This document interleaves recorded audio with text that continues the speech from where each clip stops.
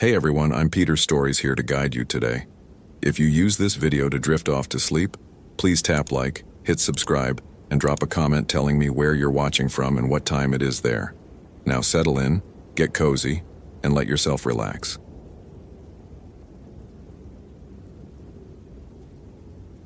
Olympic National Park, Washington, October 17, 2024, 6:47 a.m.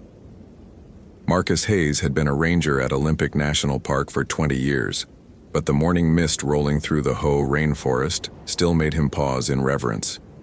The ancient Sitka spruces and western hemlocks disappeared into the fog above, their moss-draped branches creating a natural cathedral that had stood for centuries. At 45, his knees complained more than they used to during the steep climbs, but Marcus wouldn't trade this job for anything. The forest was home, more so than the small apartment in Forks where he spent his nights. He adjusted his pack and continued along the Hoh River Trail, the routine morning patrol he'd done hundreds of times. The Roosevelt elk would be grazing in the meadow soon, and he wanted to check the new mineral lick the wildlife management team had established last month. His boots squelched in the perpetually damp earth, a rhythmic sound that matched his breathing. The radio on his belt crackled to life. "Marcus, you there? This is dispatch." He unclipped it, never breaking stride. "Go ahead, Janet. We've got a situation. Professor from the University of Washington called in about 30 minutes ago. Says his colleague hasn't returned from a research trip in your sector. Been gone 2 days now." Marcus frowned. October wasn't the ideal time for solo research trips. The weather could turn without warning, and hypothermia was a real risk for the unprepared. "Got a name and last known?" Professor Harold Whitman, anthropologist, 65 years old. He was studying Native American sites near the Upper Hoh. His colleague says Whitman was specifically looking for petroglyphs in the caves above mile marker 12. Marcus knew the area well. The caves were off-trail, technically restricted without special research permits, but academics often bent the rules when they got excited about their work. The Hoh River tribe had inhabited these forests for thousands of years, and their artifacts were scattered throughout the park, most undocumented and protected by federal law. "I'll head that way," Marcus said. "Send his description and vehicle info to my phone. Has search and rescue been notified?" "Not yet. Wanted to check with you first since you know those caves better than anyone. Give me 4 hours. If I don't find signs of him by then, we'll call in the team." Marcus picked up his pace. The caves were a good 3-hour hike from his current position, longer if he had to bushwhack through the understory. The forest grew denser as he moved deeper into the park. The tourist trails were far behind now, and he was in the true wilderness where 1,000-year-old trees created a canopy so thick that noon looked like twilight below. The only sounds were the distant rush of the Hoh River and the occasional call of a Steller's jay. Even after 2 decades, Marcus never took for granted how quickly the rainforest could swallow you whole. One wrong turn off the trail, and you might never be found. As he hiked, he reviewed what he knew about Professor Whitman from the information Janet had sent. The man was a respected anthropologist specializing in Pacific Northwest indigenous cultures. He'd published several papers on the Hoh River tribe and had been coming to the park for research for over a decade. Not a novice then, which made his disappearance more concerning. Experienced researchers didn't just get lost. The morning progressed and the mist began to burn off, replaced by shafts of sunlight that pierced the canopy like golden spears. Marcus reached mile marker 12 by 10 a.m. and began looking for the game trail that led to the caves. He found it quickly. He'd been here many times over the years, both for his own exploration and to escort researchers. But something was off. The trail showed signs of recent use, multiple sets of footprints in the mud. But they were strange. Some were clearly from hiking boots, probably Whitman's, heading toward the caves. But there were others, smaller prints, bare feet from the look of them. Children's feet, maybe half a dozen different sets, all heading in the same direction. Marcus knelt beside the prints, his expert eye reading the story in the mud. The boot prints were 2 days old, matching Whitman's timeline.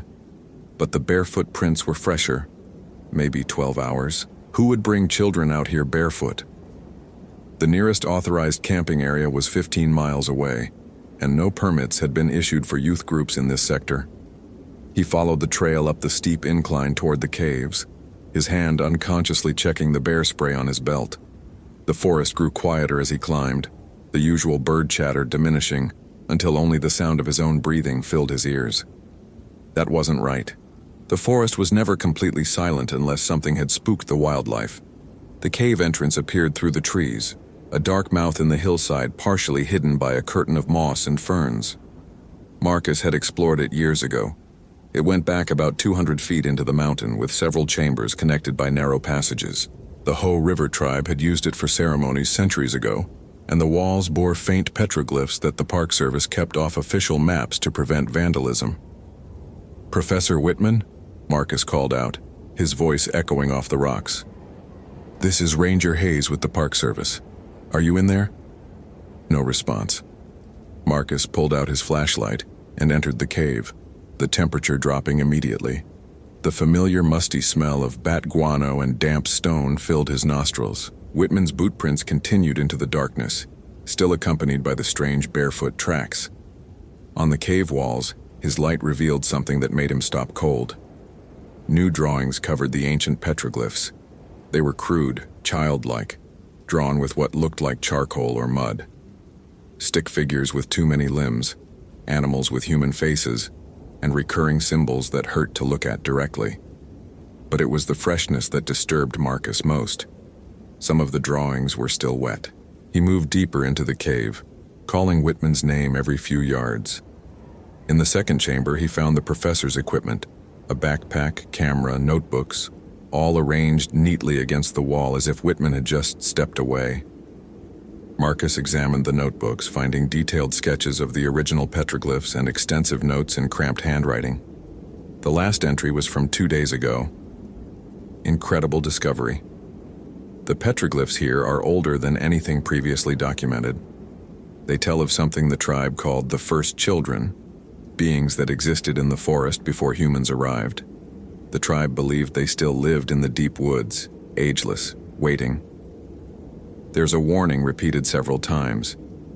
Do not listen to their songs, do not follow their lights, do not look at their faces. I must document this before.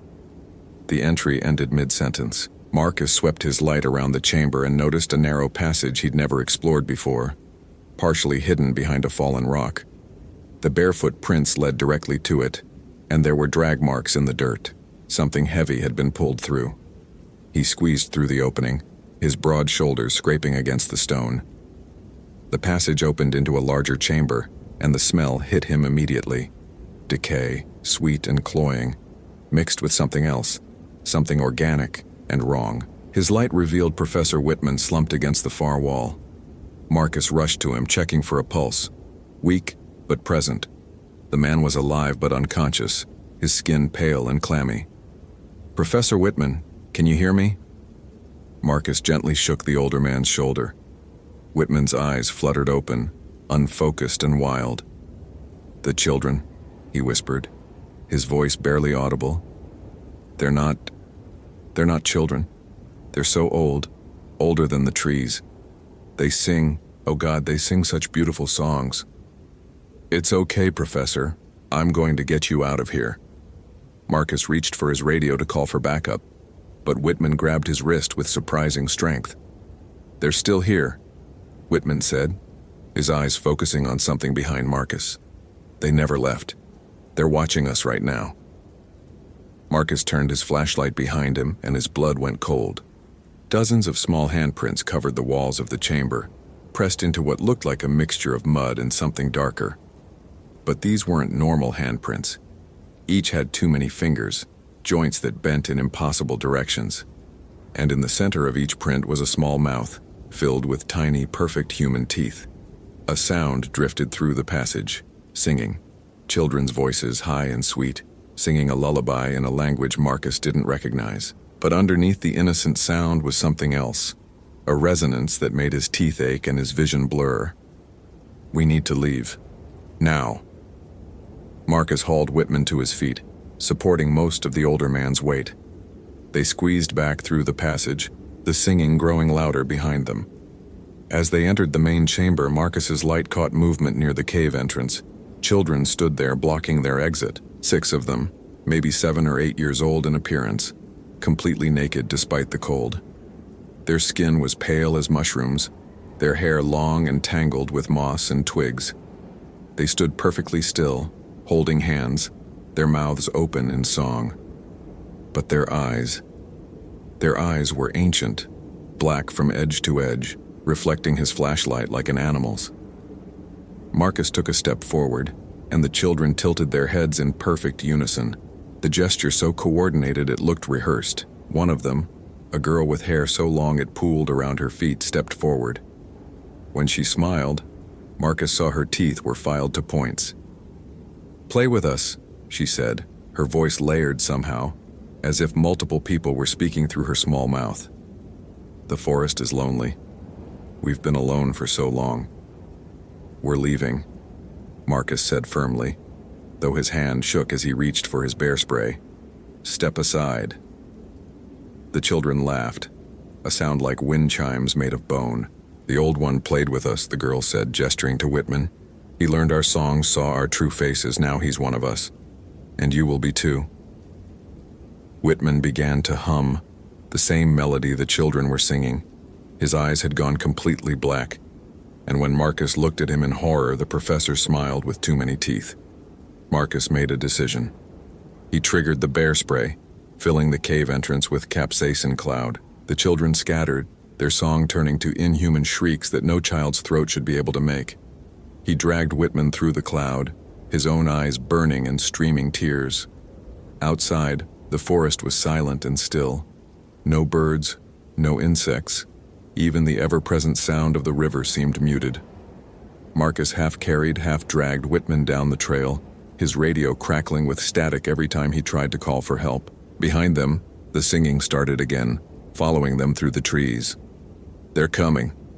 Whitman laughed, his voice changing, becoming younger somehow. "They want to play. They've been alone for so long, forgotten by everyone except the trees. The tribe knew. They tried to warn us, but we didn't listen." Marcus pushed harder, his legs burning with effort. The trail seemed longer than before, twisting in directions he didn't remember. The trees pressed closer, their branches reaching down like grasping fingers.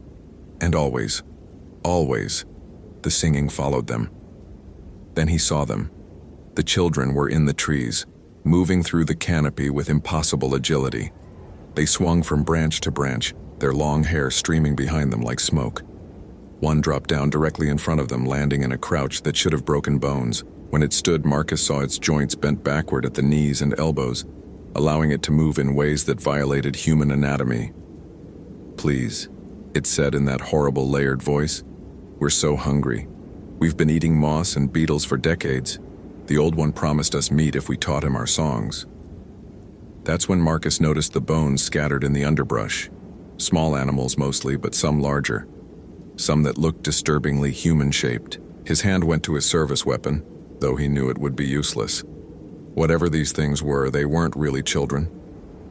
A memory surfaced from his training, something the tribal liaison had mentioned years ago about the old stories. The first children, the forgotten ones. The spirits that wore the faces of innocence but were older than memory.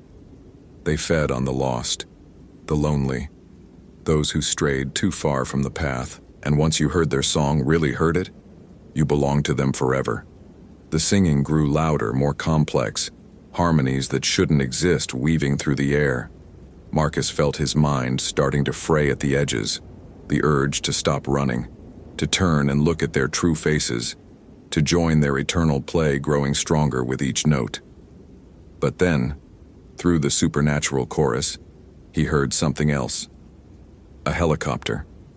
Search and rescue had come looking when he hadn't checked in.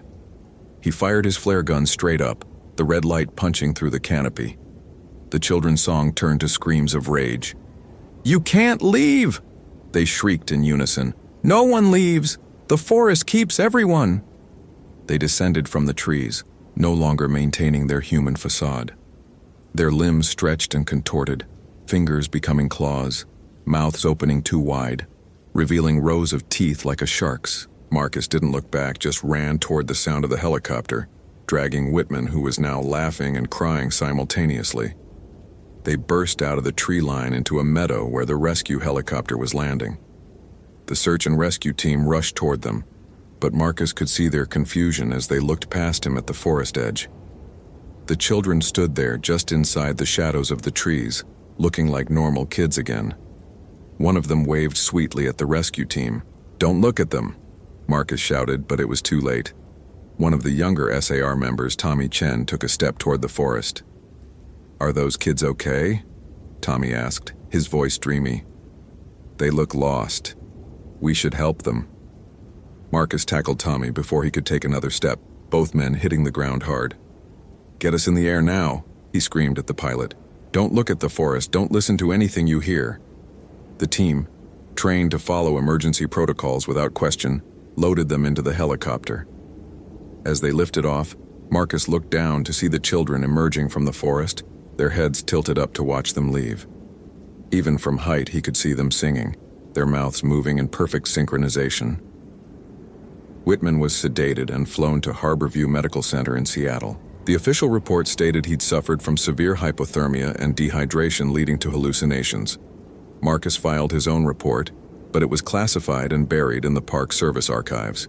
The caves were sealed with concrete barriers, and the area was designated as permanently restricted, off limits even to researchers. But Marcus knew it wouldn't matter.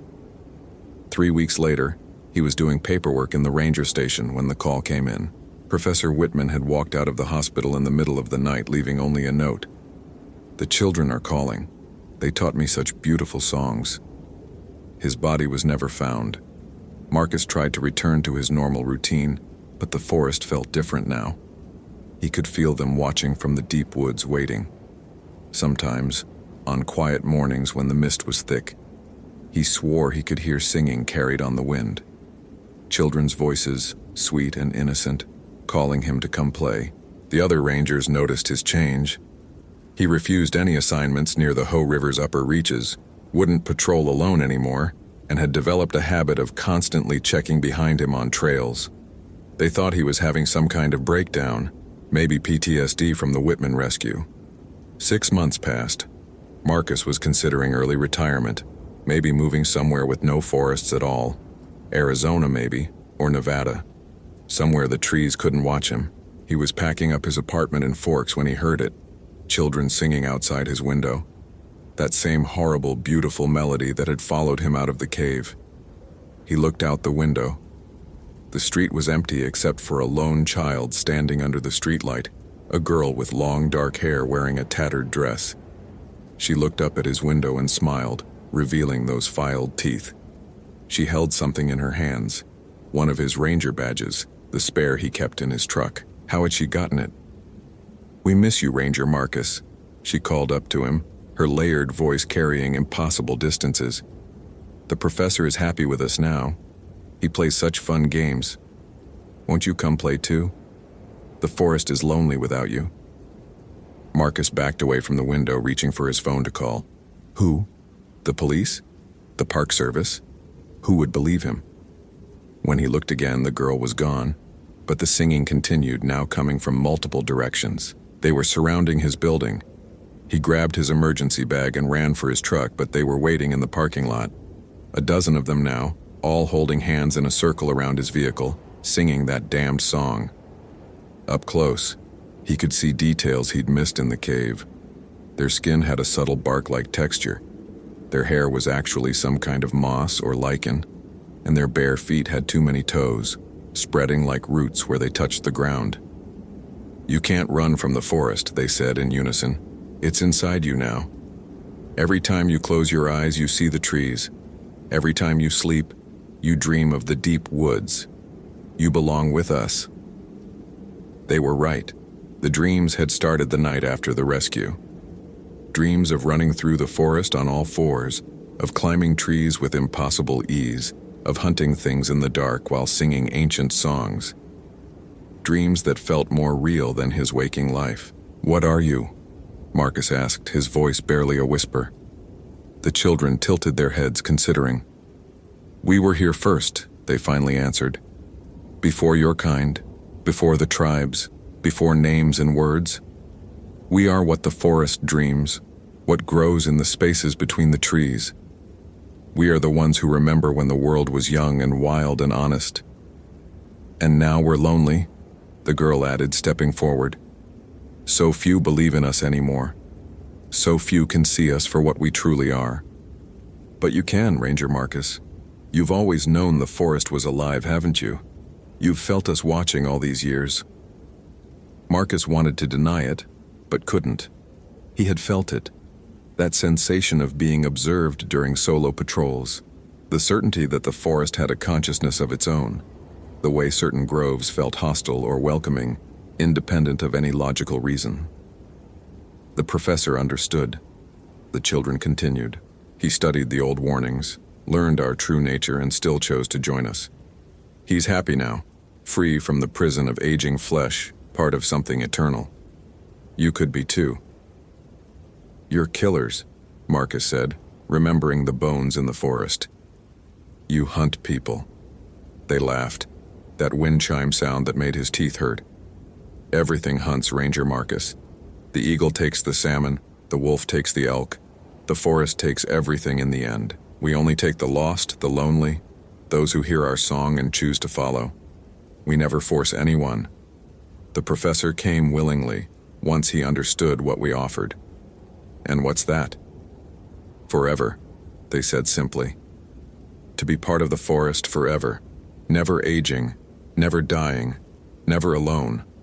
To run through the trees for eternity, to sing the old songs, to remember what the world was before humanity caged it with roads and cities and rules. Marcus felt the pull of it, stronger than before. Part of him, the part that had spent 20 years in the wilderness, that felt more at home among the trees than among people, wanted to say yes, to shed his human skin and become something wild and free and terrible. But another part, the part that had sworn an oath to protect the park and its visitors, resisted. No, he said firmly. I won't let you take anyone else. The children's expressions didn't change, but the air grew colder. You can't stop us, Ranger Marcus. We've existed since before your species learned to speak. We'll exist long after you're gone. The forest is patient. It can wait.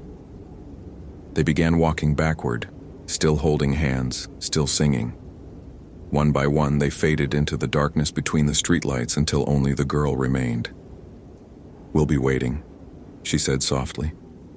In every shadow between the trees, in every cave you'll never explore, in every trail that leads deeper than maps show. And one day, when you're old and tired and alone, you'll remember our song and come looking for us. They always do. She turned and walked away, her bare feet making no sound on the pavement. The singing faded with her, leaving Marcus standing alone in the parking lot, shaking despite his heavy coat. He got in his truck and drove through the night, not stopping until he reached Seattle. He turned in his resignation the next day, citing health concerns. The Park Service didn't argue. They'd seen his reports, noticed his behavior changes. They gave him a full pension and a commendation for his years of service. Marcus moved to Phoenix, about as far from the Pacific Northwest forests as he could get while staying in the country. He got a job as a security consultant, lived in a concrete apartment complex, and tried to forget. But the dreams never stopped. Every night he ran through the Hoh rainforest on limbs that weren't quite human anymore, singing songs in a language that predated words. 2 years later, he saw the news report. 3 hikers had gone missing in Olympic National Park, last seen heading toward the restricted area near the upper Hoh River. The search teams found their equipment neatly arranged in a cave, but no bodies. The Park Service increased the restriction zone and posted new warnings, but Marcus knew it wouldn't help. The children were getting hungrier and lonelier. That night, the dreams were different. He saw Professor Whitman, but changed. His body was elongated, his fingers stretched into twigs, his hair replaced by moss. He moved through the canopy with the same impossible grace as the children, and when he smiled, his mouth opened too wide. "It's not so bad, Marcus," Whitman said in the dream, his voice layered like theirs now. "I understand everything now. The petroglyphs were warnings, yes, but also invitations. The tribe knew what the children were, and some chose to join them. They became the spirits of the forest, the guardians of the wild places. That's all we are, the part of humanity that chose the trees over civilization. "You're not human anymore," Marcus said. "No," Whitman agreed. "I'm something better. Something that will outlive cities and nations and the very memory of what humanity was. When the last human dies, we'll still be here, singing in the forests, keeping the old ways alive." Marcus woke gasping, his sheets soaked with sweat. He could still hear the singing, faint but persistent, carried on a wind that shouldn't exist in his climate-controlled apartment. He went to the window and looked out at the Phoenix skyline, all concrete and glass and electric light. But in the reflection, he saw trees. The forest, somehow, was looking back. He lasted another year before the isolation broke him. He'd tried dating, making friends, building a life in the desert, but nothing felt real anymore. Every conversation was hollow compared to the layered voices of the children. Every human connection felt temporary compared to what they offered. He was 68 now, his body beginning to fail, his knees shot from decades of hiking. The doctor said he'd need replacement surgery soon, would probably be in a wheelchair within 5 years. That's when the letter arrived. No postmark, no return address, just his name written in a child's unsteady hand. Inside was a single photograph, the Hoh rainforest in morning mist, the trees impossibly tall and green. And at the bottom, written in what looked like mud, "We're still waiting." Marcus stared at the photo for hours. He could smell the forest through the paper somehow, petrichor and moss, cedar and fern. He could hear the river rushing over stones worn smooth by centuries. He could feel the soft earth under his feet, see the filtered sunlight through the canopy. He bought a plane ticket that night. The Olympic Peninsula hadn't changed much in 3 years. Forks was still a sleepy logging town trading on twilight tourism. The park entrance still had the same weather-worn welcome sign. But Marcus felt different returning to it, like a salmon finally reaching its spawning ground. He didn't check in at the ranger station, didn't file a hiking permit. He just parked at the trailhead and walked into the forest as the sun set. His knees didn't hurt anymore, adrenaline maybe, or something else. The trail felt familiar under his feet, every root and stone exactly where he remembered. He hiked through the night, not needing a flashlight. The moon was full, and besides, he knew the way. The forest was silent except for his footsteps, as if every living thing was holding its breath. When he reached mile marker 12, the game trail was waiting, cleared of 3 years' growth as if someone had been maintaining it. The concrete barriers over the cave entrance had been shattered from the inside, chunks of rebar-reinforced concrete scattered like toys. The cave mouth yawned black and welcoming. Marcus didn't hesitate. He walked in. They were waiting in the first chamber, all of them, not just the children, but others too. He recognized some faces from missing person reports over the years, hikers and researchers who'd vanished without a trace. They stood in a circle holding hands, their bodies in various stages of transformation. Some, like Whitman, were almost completely changed, their humanity just a memory held in the shape of their faces. Others were newer, still struggling against the metamorphosis. The girl stepped forward, unchanged from 3 years ago. Of course she was unchanged. She'd probably looked exactly the same for centuries. "Welcome home, Ranger Marcus," she said, and for the first time her voice held warmth. "We knew you'd come. They always come back, the ones who truly hear the song." "What happens now?" Marcus asked, though part of him already knew. "Now you choose," she said. "Stay human, age, die, become nothing but memory and dust.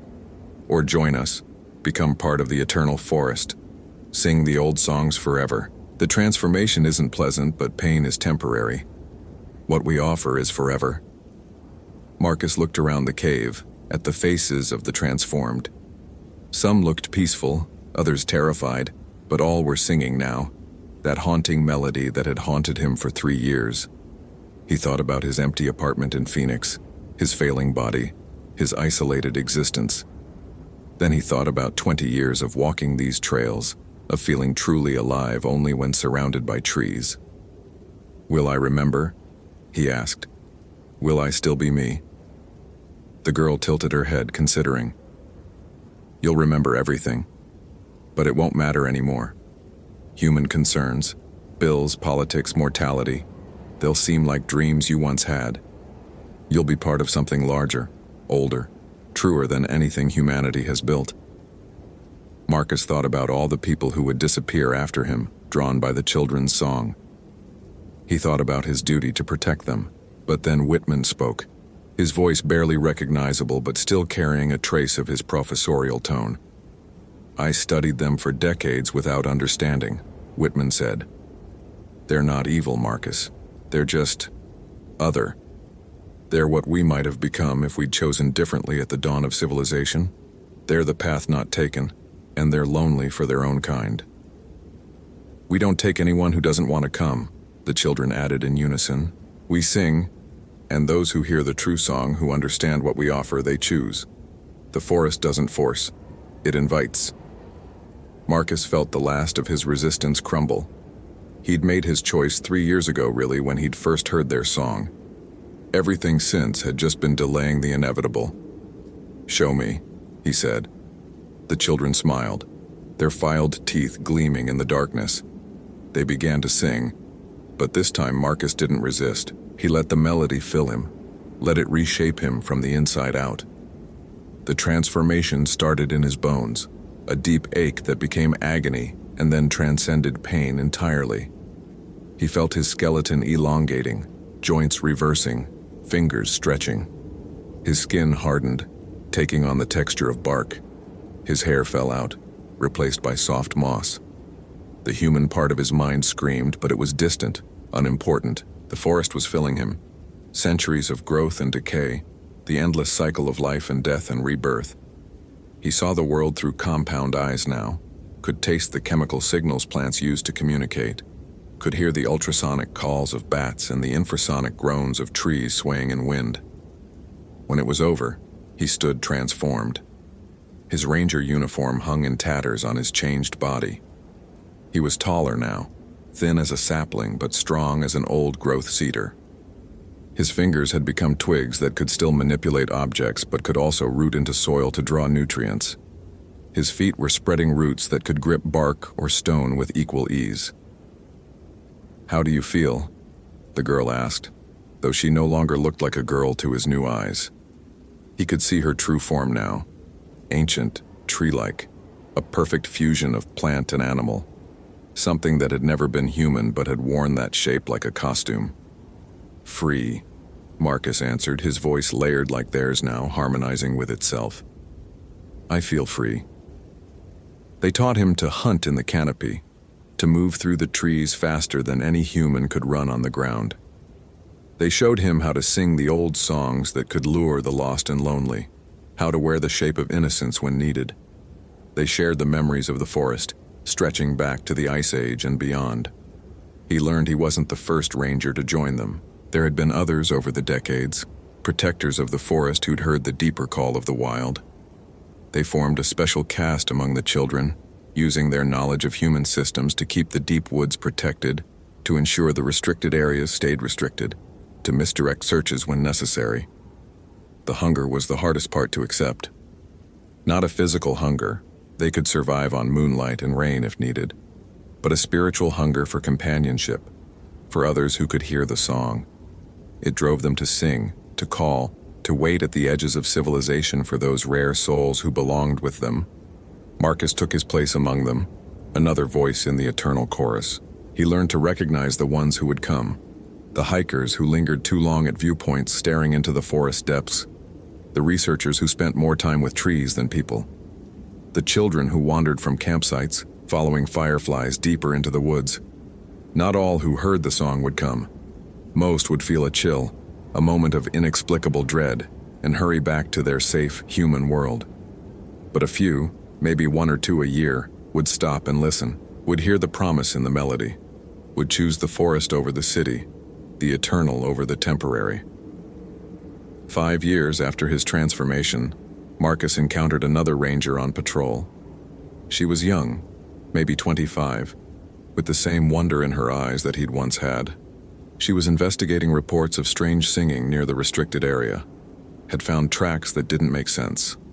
He watched her from the canopy, his changed body invisible among the moss and branches. She was methodical, careful, taking photos of the impossible footprints, making detailed notes.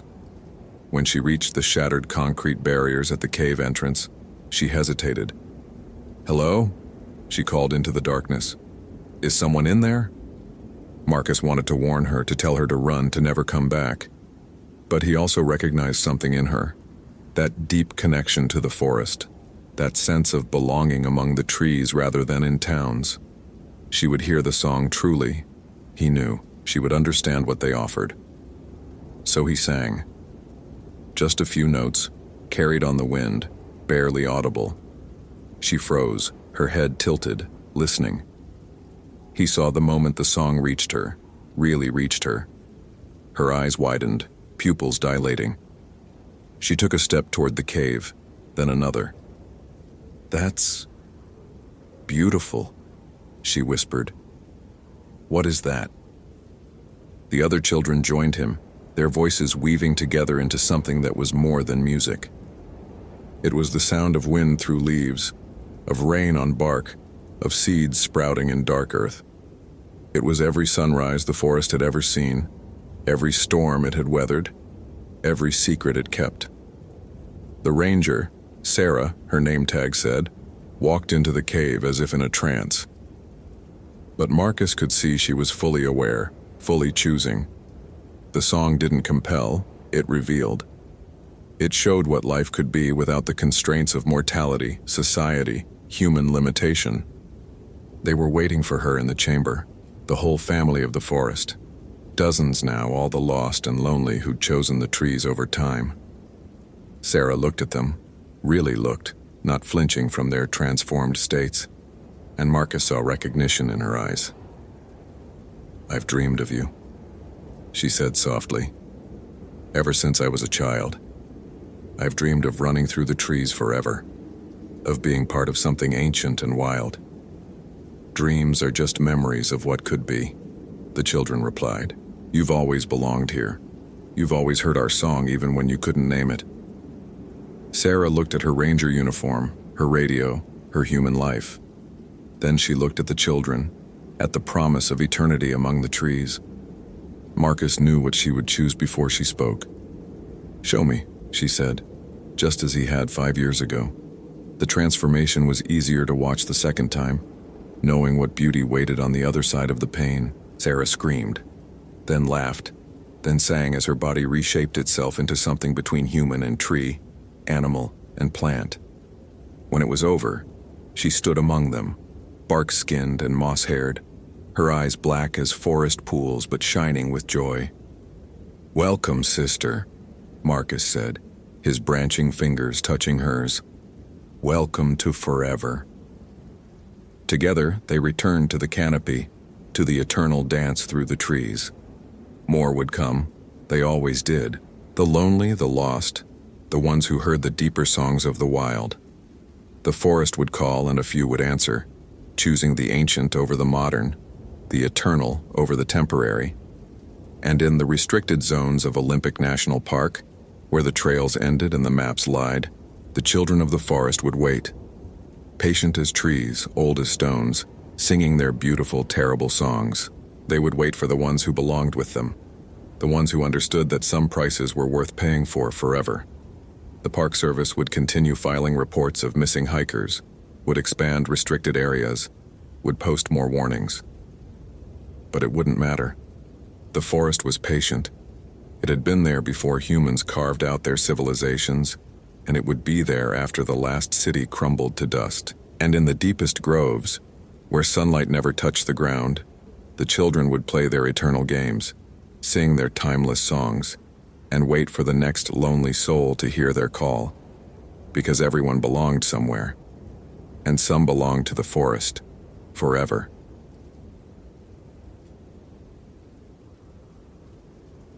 Olympic National Park, Washington. October 17, 2024, 6:47 a.m. The morning mist clung to the ancient Douglas firs like a burial shroud, and Senior Ranger Emma Whitehorse knew something was wrong before her radio even crackled to life. She'd felt it in her bones since dawn, that peculiar heaviness in the air that her grandmother used to call the forest holding its breath. Emma had been checking the trail markers along the Sol Duc River when she noticed the absence of birdsong. In her 23 years with the Park Service, she'd learned to read the forest's moods like scripture. The Stellar jays should have been screaming their morning territorialism by now. The Douglas squirrels should have been chattering. Instead, there was only the river's constant murmur and the soft drip of condensation from the moss-laden branches. Her radio hissed. "Base to Whitehorse, come in." "Whitehorse here," she responded, her breath misting in the October chill. "Emma, we need you at the Graves Creek turnout. Pete Wilson's truck has been there 3 days, his neighbors worried sick." Emma's stomach tightened. Old Pete knew these woods better than anyone alive.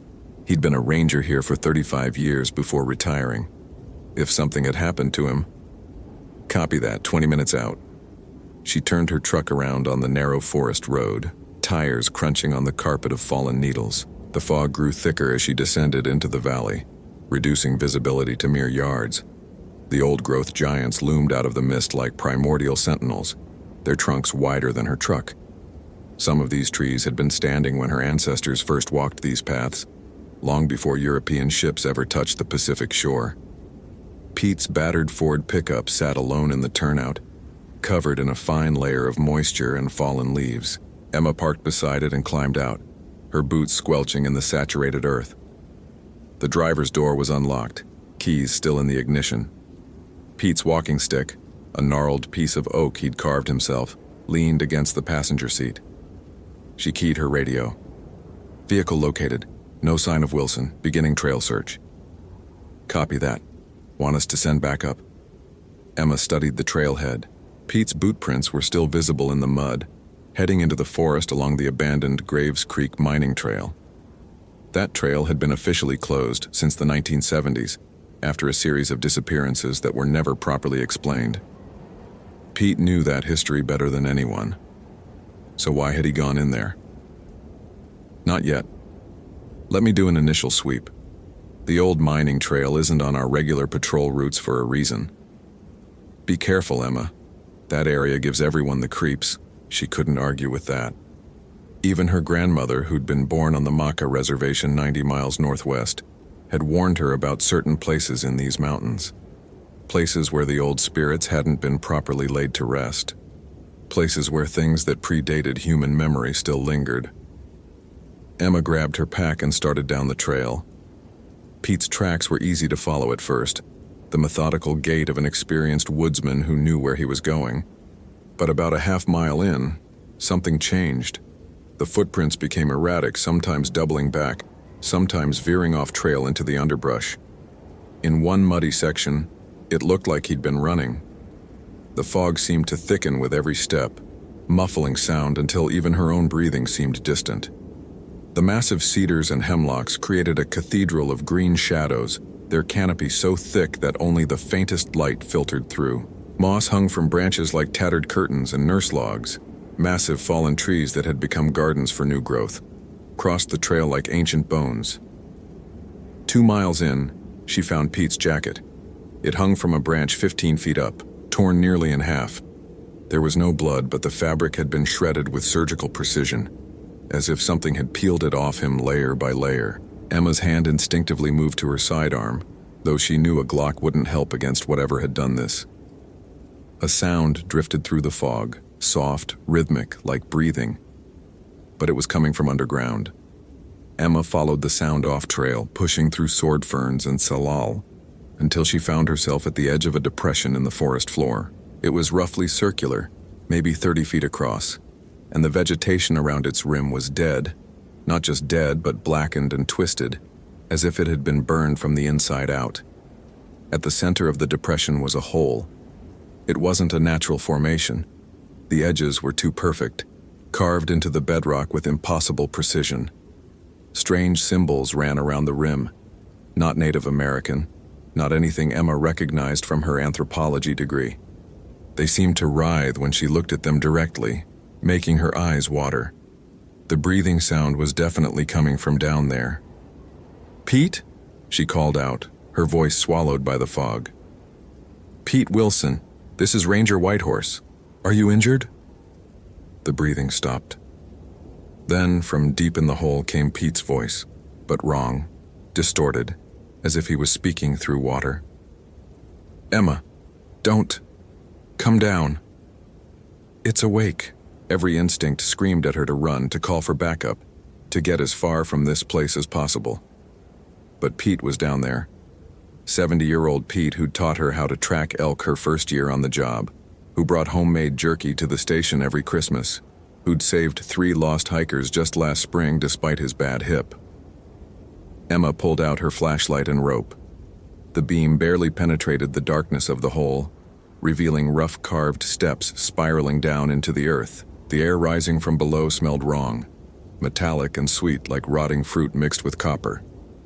She anchored her rope to the sturdiest tree she could find and began her descent. The temperature dropped 20 degrees in the first 10 feet. Her breath came out in clouds and frost began forming on the stone walls despite it being October. The symbols continued down the shaft, growing more complex, more disturbing. Some of them seemed to move in her peripheral vision, rearranging themselves when she wasn't looking directly at them. 30 feet down, the shaft opened into a cave. It shouldn't have existed. The geology was all wrong for this area. This was volcanic and sedimentary terrain, not limestone karst. But the cave stretched out before her, vast and impossible, its ceiling lost in darkness. Phosphorescent fungi provided a sickly green glow, revealing formations that defied natural explanation. Stalactites grew horizontally. Water flowed uphill in narrow channels, and the air itself seemed to pulse with a rhythm that matched no human heartbeat. Pete was there. He stood in the center of the cave, his back to her, completely still. His shirt was gone and his skin was wrong. It had a translucent quality like wax paper, and she could see dark shapes moving beneath it, following the lines of his veins. "Pete," she whispered. He turned slowly, and Emma bit back a scream. His eyes were gone. Not gouged out, but filled with something black and viscous that moved with its own intelligence. When he smiled, his teeth had multiplied, row after row of them extending back into his throat like a shark's maw. "She's beautiful, Emma," Pete said, his voice harmonizing with itself in impossible ways. "She's been sleeping so long, dreaming in the dark. But the mining company, they dug too deep in 71. Woke her up just a little. She took those hikers, fed on them, went back to sleep. But now she's really awake." "Pete, we need to get you to a hospital. You're sick, I'm becoming," he interrupted. "She's making me better, making all of us better. The others are already changing, can't you feel them?" Emma's flashlight beam swept the cave and she saw them. Bodies embedded in the walls like fossils, but breathing, pulsing. She recognized some of them. Hikers who'd gone missing over the decades, their missing persons files gathering dust in the ranger station. They were all alive, if you could call it that. Their bodies fused with the stone, feeding something deeper. At the far end of the cave, the floor sloped down into a pool of black water that reflected no light. Something vast moved beneath its surface, sending ripples that defied physics, flowing upward along the walls. "She was here before the forests," Pete continued, stepping closer. Emma could hear things crawling under his skin. "Before the mountains, before the first humans walked upright. The indigenous peoples knew. They sealed this place, made it taboo. But white men don't listen to warnings, do they? They had to dig, had to find gold." Emma backed toward the shaft, but Pete moved faster than any 70-year-old should, appearing behind her in a blink. His hand, too many fingers now, gripped her shoulder. "She needs an intermediary," he breathed, his breath smelling of deep earth and decay. "Someone who understands both worlds. Your blood is perfect, Emma. Indigenous and European. Old and new. She can use you to spread." The black pool began to bubble and something rose from it. Emma's mind refused to process what she was seeing. It was too large, too complex, too alien. It had aspects of things she recognized. Tentacles like a deep-sea creature, wings like a bat, eyes like clusters of grapes. But they were arranged in ways that made no biological sense. It existed in more dimensions than three, parts of it sliding in and out of visible reality. The entity spoke without words, its voice appearing directly in Emma's mind like ice crystals forming on glass. I am the hunger between stars. I am the shadow cast by the first light. I have slept in the deep places, waiting for the earth to be ready for my garden. Emma's hand found the flare gun on her belt. It was a desperate, stupid move. But desperation and stupidity were all she had left. She fired it directly at the phosphorescent fungi covering the ceiling. The cave erupted in flame. The fungi burned with an intensity that shouldn't have been possible, spreading across the ceiling in seconds. The entity in the pool let out a sound that wasn't quite a scream. It was more like reality itself expressing pain. The bodies in the walls began writhing, pulling themselves free with wet, tearing sounds. Pete's grip loosened as he howled, the things under his skin fleeing the light and heat. Emma wrenched free and ran for the shaft, hauling herself up the rope, hand over hand, as the cave collapsed behind her. She could hear Pete following, no longer entirely human, making sounds no human throat could produce. She burst from the hole just as Pete's transformed hand, now a mass of writhing black tendrils, grabbed her ankle. The sunlight had finally broken through the fog, and when the rays touched Pete's altered flesh, it began to smoke and dissolve. He pulled himself partially out of the hole, and in the daylight, Emma could see what he'd become. His body had stretched and distorted, bones jutting at impossible angles, skin rippling with parasitic life. But in his eyes, his human eyes had returned for just a moment. She saw Pete. The real Pete, terrified and trapped. "Kill me," he gasped. "Please, before she takes me back, before I spread it." Emma drew her service weapon with shaking hands. Pete smiled, genuinely smiled, with what remained of his human face. "Tell Martha I loved her," he whispered. "Tell her I'm sorry I missed our anniversary." The shot echoed through the forest. Pete's body tumbled back into the hole, and Emma could hear it falling, bouncing off the walls, until the sound was swallowed by the depths. She stumbled back to the trail, calling for backup, for hazmat, for anyone. But when they arrived 2 hours later, the hole was gone. Not filled in, gone, as if it had never existed. The depression remained, the dead vegetation remained, but the entrance to that impossible cave had sealed itself. They found Pete's body 3 days later, washed up on the banks of the Solduke River 10 miles away. The coroner ruled it a drowning, confused by the bullet wound but unable to explain how he'd gotten into the river in the first place. Emma didn't correct them, but she knew it wasn't over. In the weeks that followed, more hikers went missing. Not many, just 1 or 2, enough to be concerning but not enough to close the park. Emma tracked them all, found the same signs: erratic movement, discarded clothing torn with surgical precision, depressions in the forest floor with blackened vegetation. She tried to warn her superiors, but without evidence, what could she say? That something pre-human was living beneath the Olympic Mountains? That it was spreading, taking people, transforming them into something else? They'd have her on psychiatric leave before she finished the sentence. So Emma did the only thing she could do. She patrolled. She watched. She guided hikers away from the danger zones with subtle misdirection. She left offerings at the old indigenous sacred sites, the way her grandmother had taught her, hoping the old protections might hold. On quiet nights at the ranger station, she researched. The symbols in the cave matched nothing in any archaeological database, but she found hints, references in medieval texts to things that sleep below, indigenous oral histories about the hungry darkness, mining records from the 1970s that abruptly stopped mid-sentence. 3 months after Pete's death, Emma was patrolling near Graves Creek when she heard it, that breathing sound coming from underground. She found another hole, another perfect spiral carved into bedrock. This time she didn't go down. She called it in, had the area cordoned off, claimed it was an old mine shaft that needed to be sealed for safety. They filled it with concrete the next day. That night, Emma camped nearby, watching. At exactly 3 a.m., the concrete cracked. Black water seeped through, pooling on the surface before retreating back into the earth.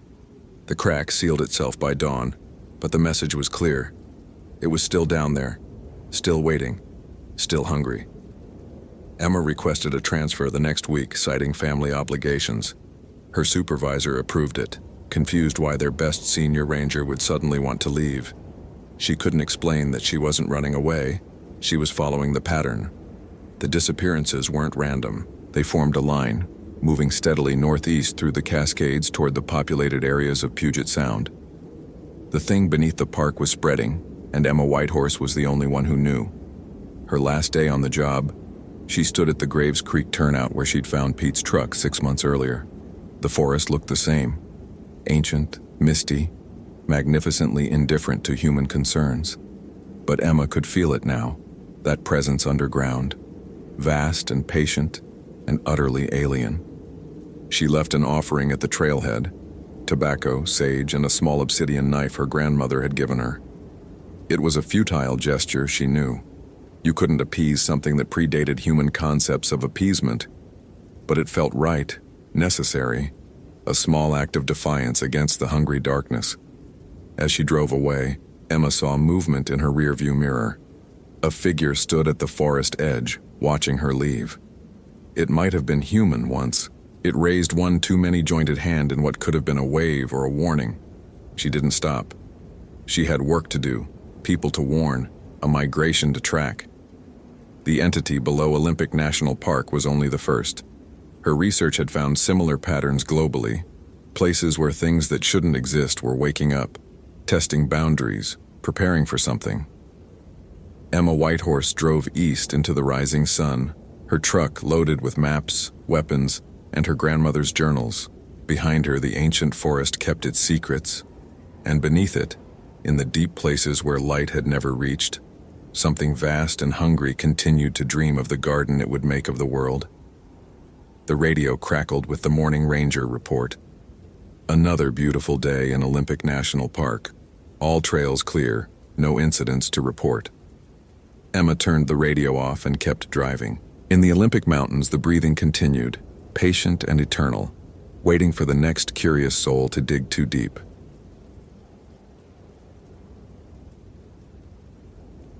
Superior National Forest, Minnesota. November 18th, 2024, 4:47 a.m. David Crow's breath crystallized in the pre-dawn air as he stepped out of the ranger station, his boots crunching against the frost-covered gravel. 38 years of life, 20 of them spent between these ancient pines and glacier-carved lakes, and still the forest before sunrise made him pause. The Boundary Waters canoe area. Wilderness stretched endlessly before him. 3 million acres of pristine wilderness where his Ojibwe ancestors had lived for countless generations, before the land became protected by the federal government. The radio on his belt crackled with static, breaking the profound silence that only existed in places untouched by civilization. David adjusted the volume, knowing that in less than an hour, the morning shift would begin their regular check-ins. For now, though, the forest belonged to him and the creatures that moved through the darkness. The barn owls whose haunting calls echoed across the lakes, the wolves whose tracks he'd been monitoring near Knife Lake, and the massive bull moose that had been frequenting the salt lick near the Gunflint Trail. He performed his morning ritual, checking his equipment with the methodical precision that had kept him alive through 2 decades of backcountry work. His pack contained the essentials: first aid kit, emergency beacon, flares, rope, water purification tablets, energy bars, thermal blanket, and the Remington 870 shotgun that regulations required but he'd never had to use. His grandfather's hunting knife, its handle worn smooth from 3 generations of use, rested in its sheath on his hip. The weather report promised clear skies and temperatures hovering around 28 degrees. Perfect conditions for the search and rescue training exercise scheduled for the afternoon. 3 rookie rangers would be learning grid search patterns in the densely forested area near Magnetic Rock, where the iron ore deposits played havoc with compasses and GPS units alike. David started his Ford F-150, letting the engine warm while he reviewed the overnight reports. Nothing unusual. A black bear had ransacked a poorly secured food cache at Campsite 42, and a group of college students had needed assistance after their canoe capsized in the frigid waters of Seagull Lake. They'd been lucky. Hypothermia set in fast this time of year, and the nearest hospital was 90 minutes away in Grand Marais. As he drove along the narrow Forest Service road, his headlights caught the reflection of eyes in the darkness. A family of white-tailed deer grazing near the road's edge. They lifted their heads, alert but not alarmed, as he passed. David had always felt a deep connection to the wildlife here. His grandmother had taught him that every creature had its purpose, its place in the great web of life that connected all things. Even the wolves, which many locals still viewed with suspicion and fear, were essential to maintaining the delicate balance of the ecosystem. The sun was beginning to paint the eastern horizon in shades of amber and rose when David arrived at the Sawbill Lake entry point. He parked and walked to the shore, where mist rose from the water's surface like ghostly dancers. The lake was a mirror, perfectly reflecting the surrounding pines and the gradually lightening sky. A pair of loons called to each other across the water, their mournful cries carrying for miles in the still air. This was why he'd returned home after college, forsaking a lucrative career in environmental law to follow in his father's footsteps as a ranger. The forest was in his blood, its rhythms as familiar as his own heartbeat. He knew which plants could heal and which could kill, could read the weather and the behavior of birds, could track a wounded animal for miles through terrain that would defeat most outdoorsmen. His phone buzzed with a text from Elena Rodriguez, the senior ranger who managed the district. "David, need you at station ASAP. Missing hiker, college student. Parents driving up from Minneapolis." David's peaceful morning evaporated. Missing hikers were unfortunately common, especially in November when experienced outdoors people underestimated how quickly conditions could deteriorate. He jogged back to his truck, already mentally preparing for what would likely be a long day of searching. The ranger station was bustling with activity when he arrived. Elena stood at the large topographical map on the wall, marking potential search areas with red pins. She was flanked by Tom Winters, the newest addition to their team, whose military background showed in his ramrod posture and precisely pressed uniform, and Sarah Blackwood, whose expertise in wildlife biology often proved invaluable during searches. "What do we have?" David asked, grabbing a cup of coffee from the pot that was perpetually brewing in the corner. Elena turned, her weathered face etched with concern. Jennifer Hayes, 22, University of Minnesota student, entered the park 3 days ago for a solo photography trip. She was supposed to check in with her roommate yesterday evening but never called. Her car's still at the Caribou Rock trailhead. David studied the map. The Caribou Rock Trail was challenging even for experienced hikers. 15 miles of rugged terrain that wound through dense forest and crossed several streams that would be running high with snowmelt. 3 days ago, she would have hit that cold snap we had. Temperature dropped to 15 degrees overnight. "That's what worries me," Elena said. According to her roommate, she's an experienced hiker but has never done winter camping. She had a tent and sleeping bag, but we don't know if they were rated for those temperatures. Tom Winters studied his tablet, pulling up weather data. Sun sets at 4:43 p.m.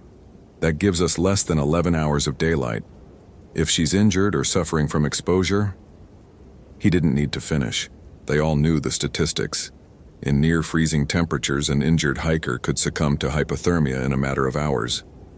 Sarah Blackwood was examining Jennifer's social media posts on her phone. She's been documenting her trip on Instagram. Last post was 3 days ago, a sunrise shot from Eagle Mountain. She mentioned wanting to photograph the aurora borealis from Magnetic Rock. David's blood ran cold. His grandmother's voice echoed in his memory, speaking in Ojibwe Moan, warning him about certain places in the forest. Magnetic Rock was one of them. A place where the old story said the boundary between worlds grew thin, where hunters who ventured too far in winter sometimes returned changed if they returned at all. "I'll take Magnetic Rock," David said, trying to keep his voice neutral. "I know that area better than anyone." Elena nodded. "Tom, you and Sarah take the main trail. Check every campsite and shelter. I'll coordinate from here and handle the parents when they arrive." Amanda Cross is driving down from the tower station to help with the search. David gathered his gear, adding extra supplies to his pack: emergency thermal blankets, chemical heat packs, high-energy gel packets. As he loaded his equipment into his truck, he noticed something that made him pause.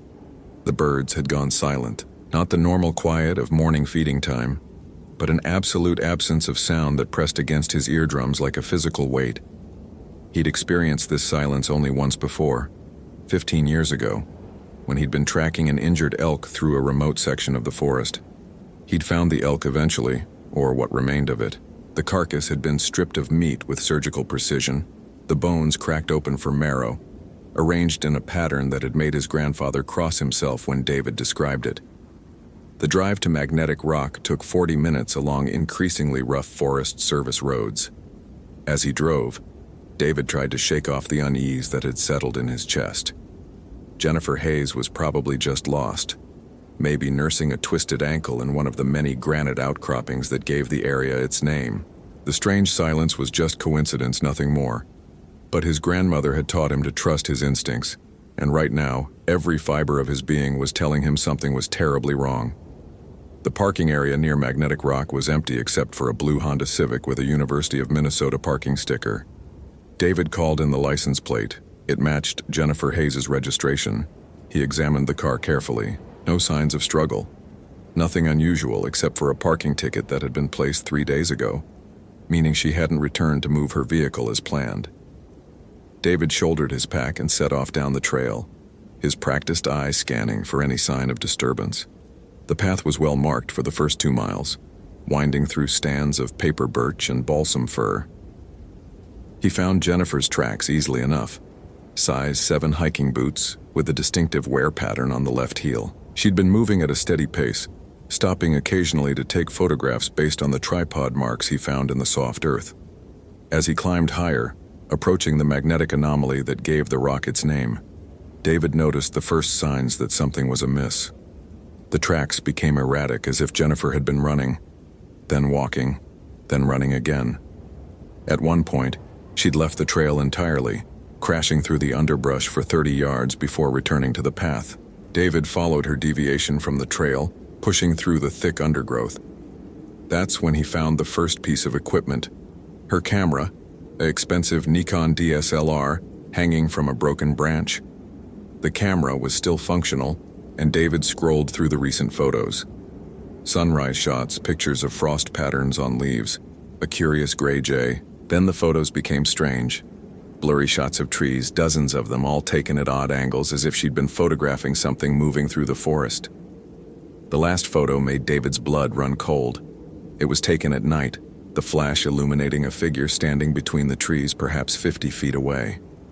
The figure was impossibly tall and gaunt, its limbs too long, its head turned at an angle that human anatomy shouldn't allow. Where its eyes should have been were 2 points of reflected light, like a deer caught in headlights, but wrong.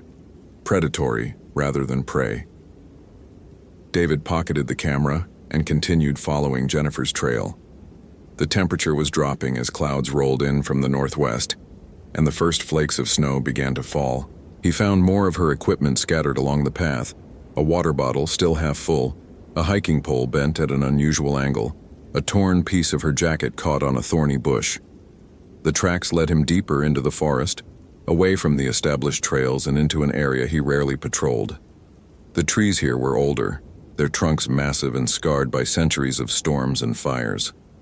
The magnetic interference was strong enough that his compass spun uselessly, and his GPS unit showed his location jumping erratically across the map. It was here that David found the first blood. Not much, just a few drops on a patch of moss, but enough to confirm his worst fears. The blood trail led to a small clearing where the snow hadn't yet begun to accumulate. The ground was disturbed, torn up as if there had been a struggle. Jennifer's backpack lay abandoned near a fallen log, its contents scattered across the forest floor. David knelt beside the pack, cataloging what remained. Her tent and sleeping bag were gone, as were most of her food supplies, but her emergency beacon was still there, unused. Why hadn't she activated it? The device was in perfect working condition, its battery fully charged. A sound made him freeze, a branch snapping somewhere behind him. David's hand moved instinctively to his shotgun as he turned slowly, scanning the tree line. Nothing moved, but he had the unmistakable feeling of being watched. The silence was absolute. Even the wind had stilled. "Jennifer?" he called out, his voice seeming to die just feet from his mouth, swallowed by the oppressive quiet. "Jennifer Hayes? This is Ranger David Crow. I'm here to help you." The response came not in words, but in a sound that raised every hair on David's body. A low, gurgling moan that seemed to come from multiple directions at once. It was almost human, but wrong in every way that mattered, like someone trying to speak through a throat full of ice and gravel. David chambered around in his shotgun, the metallic sound sharp in the silence. "I'm armed," he announced to the forest. "If someone's out there, identify yourself." The moaning stopped, replaced by something worse. Laughter. Not the laughter of joy or even madness, but something hollow and hungry, like wind through a cave full of bones. Movement caught his eye, a flash of red against the white birch bark. Jennifer's jacket. David moved toward it cautiously, weapon at the ready. The jacket hung from a branch 12 feet off the ground, torn and stained with what looked like blood and something else.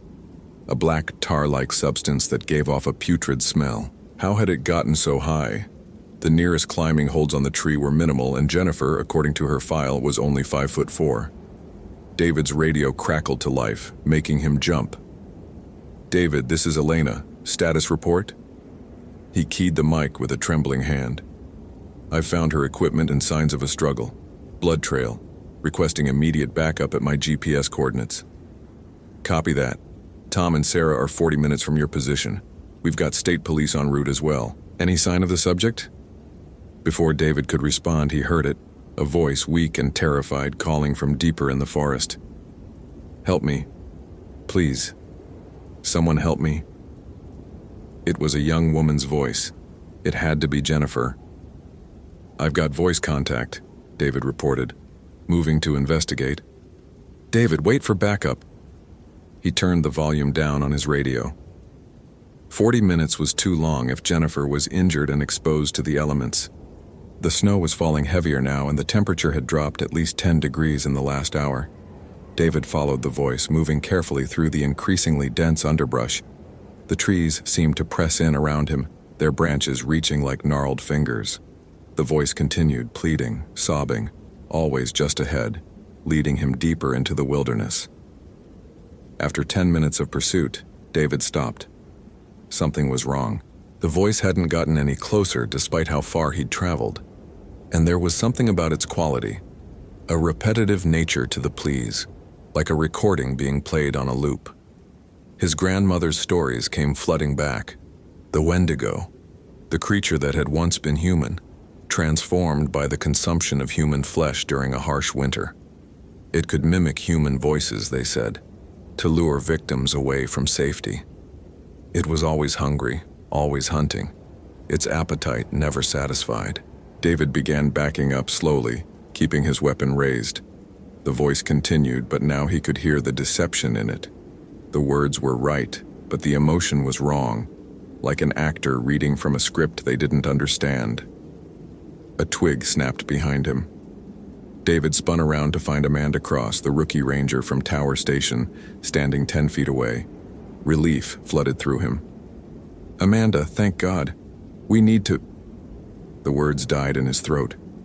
Amanda was wearing a summer uniform despite the near-freezing temperature. No jacket, no gloves, no equipment. Her skin was pale, almost blue, and when she smiled, her teeth seemed too sharp, too numerous. "Hello, David," she said, and her voice was wrong, layered as if multiple people were speaking in unison. "We've been waiting for you." David raised his shotgun. "Stop right there."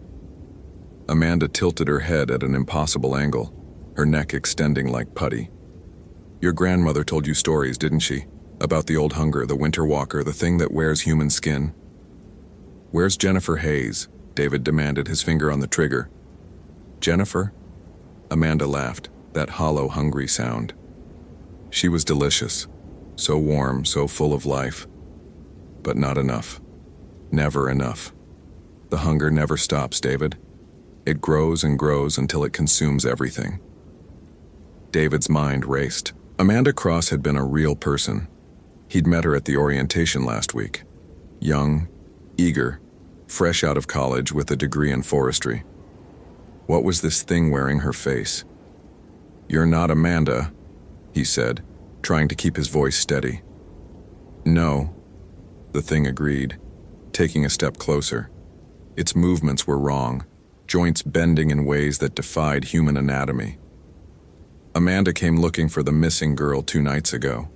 Alone, brave, stupid. She tasted of ambition and fear. David fired. The blast echoed through the forest, and the thing that looked like Amanda staggered back. Black ichor leaked from the wound in its chest, but it didn't fall. Instead, it laughed again.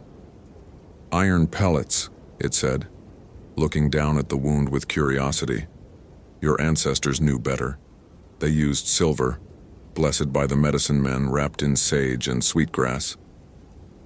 The wound was already closing, the black substance sealing it like tar. David backed away, pumping another round into the chamber. "You can't kill hunger, David," the creature said, its form beginning to shift and stretch. "You can only feed it or become it." The transformation was horrific. Amanda's skin split like an overripe fruit, revealing something underneath that defied description. It was tall, impossibly tall, with limbs like twisted tree branches and a skull that was too long, too narrow. Its eyes were sunken pits that somehow still gleamed with intelligence and endless, terrible hunger. The Wendigo stood before him in its true form, a nightmare made flesh reeking of decay and old blood. David ran. Behind him he could hear it following, not running but moving with an unnatural gait that covered ground too quickly. The forest became a blur as David crashed through the underbrush, branches tearing at his clothes and skin. His radio bounced against his hip, voices crackling through it. Elena calling for his status. Tom reporting they'd found another body.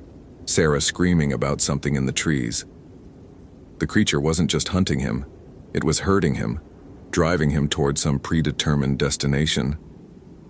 David realized this when he burst into a clearing and found himself at the base of Magnetic Rock itself, the massive iron-rich formation looming above him like a primordial altar. The clearing was a charnel house. Bodies in various states of decay were arranged in a grotesque pattern around the rock. David recognized some of them, hikers who'd gone missing over the past 5 years, their disappearances attributed to accidents or wildlife attacks. In the center, tied to the rock itself, was Jennifer Hayes. She was alive, barely. Her eyes widened when she saw him, and she tried to speak through cracked, frostbitten lips. "Run," she managed to whisper. The Wendigo emerged from the forest, no longer bothering to hurry. It knew David had nowhere to go. "Do you know why this place is special, David?" it asked, its voice like wind through a cemetery. "The magnetic field here is unique. It creates a thin spot between worlds, between what is and what hungers to be. Your ancestors knew this. They fed it to keep it contained. Criminals, enemies, volunteers who drew the short straw. But then came civilization, laws, morality. The feeding stopped and the hunger grew." David positioned himself between the creature and Jennifer, his shotgun raised. "The others will be here soon. You can't kill us all." "I don't need to," the Wendigo said. "I only need one more. The hunger has grown so vast that it needs a new vessel, someone strong enough to carry it into the modern world. Someone who knows both the old ways and the new. Someone like you, David Crow." The temperature plummeted. Frost spread across the ground in spirals, and David's breath came out in thick clouds. The Wendigo began to circle them, its movements hypnotic, almost beautiful in their alien grace. "You feel it, don't you?" it whispered. "The emptiness inside, the dissatisfaction with modern life, the yearning for something more primal, more real. That's the hunger calling to you. It's been calling your bloodline for generations." David did feel something, a gnawing sensation in his gut that had nothing to do with the energy bar he'd eaten for breakfast. It was deeper, older, a void that seemed to expand with each passing second. Your great-great-grandfather knew the hunger, the Wendigo continued. During the winter of 1854, when the snows came early and the hunting failed, he led his family deep into these woods, and when the food ran out, he made the choice. He fed the hunger with his youngest son, told the others the boy had wandered off and frozen. But the guilt transformed him. He became like me, walked these woods for 30 years before your great-grandfather finally ended him with a silver bullet blessed by 7 medicine men. David's hand shook. He'd heard fragments of this story, whispered mentions of a family shame that was never fully explained. Jennifer moaned, drawing his attention. The ropes binding her to the rock were cutting into her wrists, and her skin had taken on a dangerous blue tinge. "Let her go," David said. "Take me instead." The Wendigo stopped circling. "You would trade your life for a stranger's?" "It's my duty." Duty. The creature seemed to taste the word. Such a filling concept, full of honor and purpose and sacrifice. Yes, you would make a perfect vessel. It moved toward him, and David pulled the trigger. The shot went wide, his hands trembling too much to aim properly. The Wendigo didn't even flinch. "The transformation is painful," it said, reaching out with one impossibly long arm. "But brief. You'll feel your humanity slip away like a coat you no longer need. The hunger will fill you, become you, and you'll finally understand true freedom. The freedom from conscience, from empathy, from everything that makes you weak." David's radio erupted with voices. "Visual on the clearing. Jesus Christ, what is that thing? Open fire, open fire!" Tom Winters and Sarah Blackwood burst from the tree line, weapons raised. Tom's military training kicked in immediately, and he put 3-round center mass into the Wendigo. Sarah flanked to the right, firing her own weapon while shouting into her radio for backup. The Wendigo roared, a sound that was felt more than heard, a vibration that seemed to come from the earth itself. It turned toward the new threats, momentarily forgetting David. That was all the opportunity he needed. David dropped his shotgun and pulled his grandfather's knife, the blade that had been passed down through generations. As his hand closed around the worn handle, he remembered something his grandmother had said. The blade remembers what the mind forgets. The knife grew warm in his hand, and he could swear he heard whispers in Ojibwe-Moan, prayers, incantations, the voices of his ancestors. David charged. The Wendigo, focused on Tom and Sarah, didn't see him coming. He drove the blade deep into the creature's back, between what would have been ribs on a human. The effect was immediate and devastating. The Wendigo screamed, a sound that shattered the windows in Tom's vehicle 100 yards away. Black ichor erupted from the wound, sizzling where it touched the ground. "No!" the creature howled, spinning to face David. "That blade was destroyed. Your grandfather—" "Made a replica to fool you," David finished. "The real one was hidden, protected, waiting."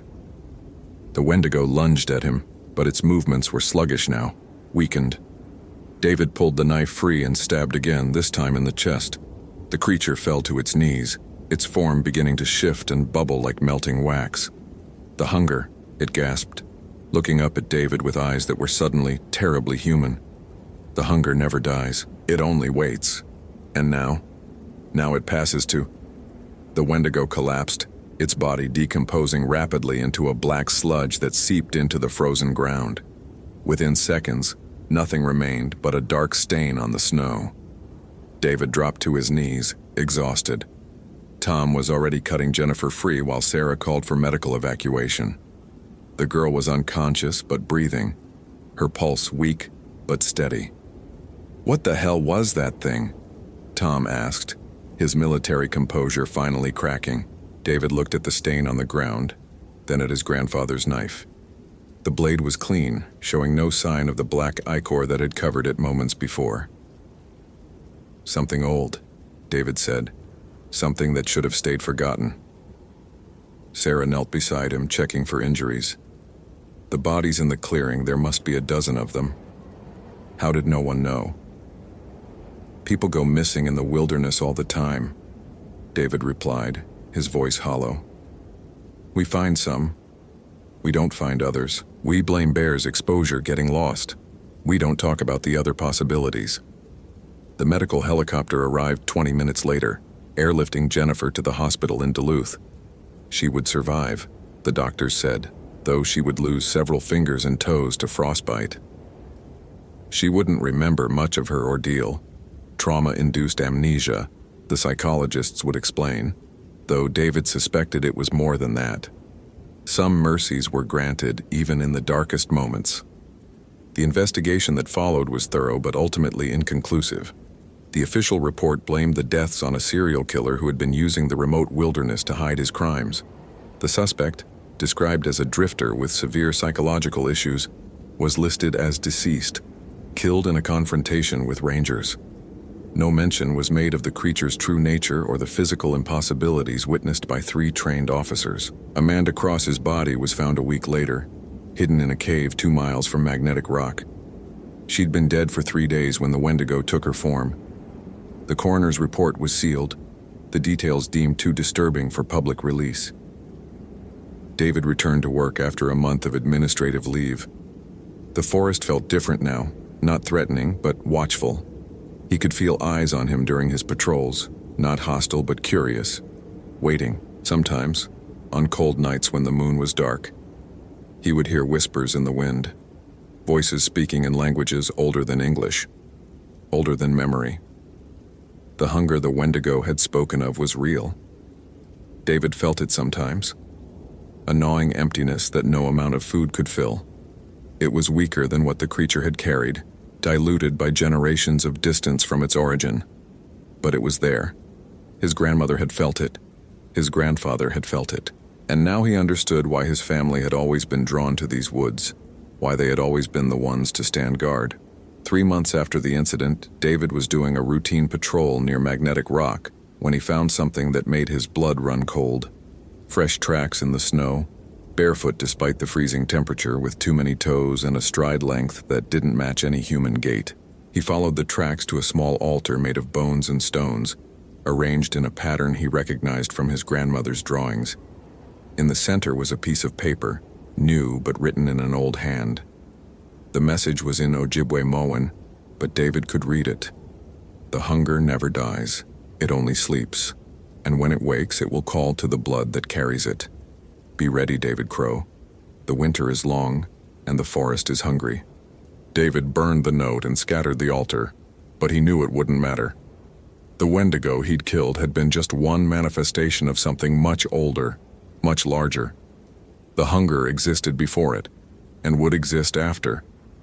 All he could do was stand watch, as his ancestors had, and hope that when the hunger rose again someone would be ready to face it.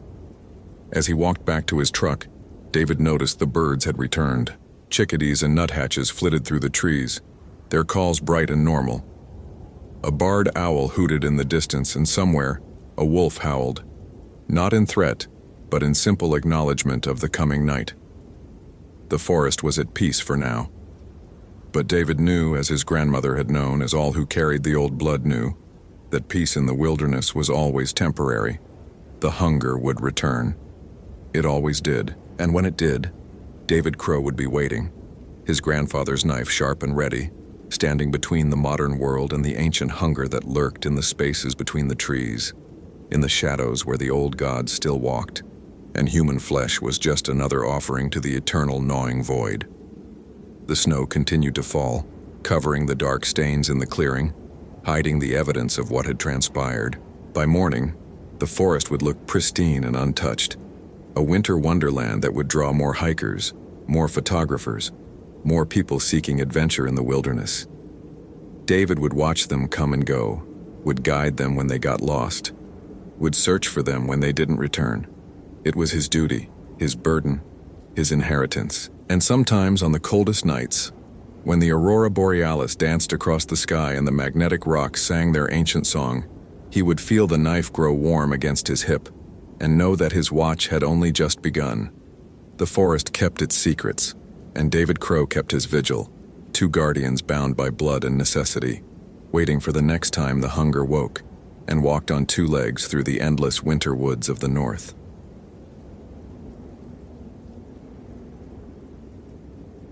The static came first. Daniel Brenner had been a ranger at Olympic National Park for 12 years, long enough to know every whisper the forest made. The Hoh rainforest sector was his domain, a temperate jungle where moss hung like funeral shrouds and the canopy blocked satellite signals with religious devotion. But this October morning in 2008, something was wrong with the frequencies. His Motorola XTS 5000 portable radio crackled against his hip as he navigated the Hoh River Trail. The device was supposed to maintain clear communication within the park's repeater network, but today it picked up things that shouldn't exist. Fragments, whispers between the designated channels. "Base, this is Brenner. I'm getting interference on all bands. Over." The response came through layered with white noise. "Copy that, Dan. We're experiencing similar issues. Solar activity, maybe. Continue to Tyler Morrison's last known position. Over." Tyler Morrison, 23 years old, experienced solo hiker from Portland. His Spot GPS messenger had sent its last ping 36 hours ago, deep in the backcountry near Mount Tom Creek. The device was designed to work even under heavy canopy, broadcasting position updates via satellite every 10 minutes. Tyler's had simply stopped. Dan adjusted his pack, feeling the weight of his search and rescue gear. The Garmin GPS map 60 CSX in his hand showed Tyler's last coordinates: 47.8614 degree 9, 123.9347 degree ba, 4 miles northeast, elevation 2,400 feet. The trail would take him through some of the densest old-growth forest in the continental United States. As he hiked deeper, the radio interference intensified. He switched through the channels: 154.600, 154.625, 154.650, each one carrying the same underlying static. No, not static. There was a pattern to it, like breathing through electronic lungs. At mile marker 2, he found the first sign: a Deuter Acid Light 65 Plus and 10 backpack, Tyler's according to the missing person report, sitting perfectly upright beside the trail.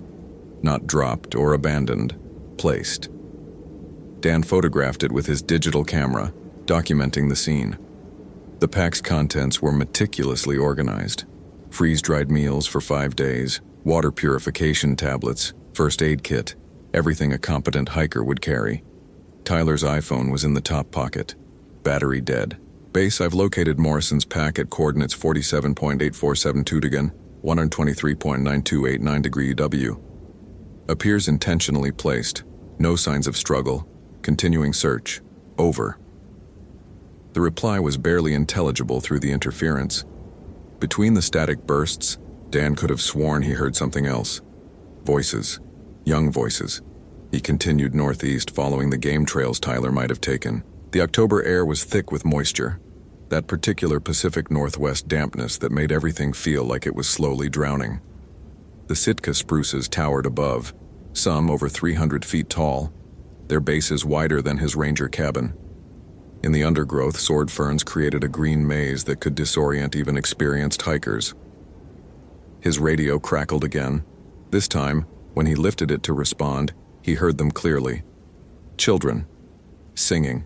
The melody was simple, like a nursery rhyme, but the words were incomprehensible. Not foreign. Wrong. Like someone had taken English and bent it sideways. The singing came through on 154.675 MHz, a frequency that shouldn't exist on his radio. The channels jumped in increments of 0.025, not 0.075.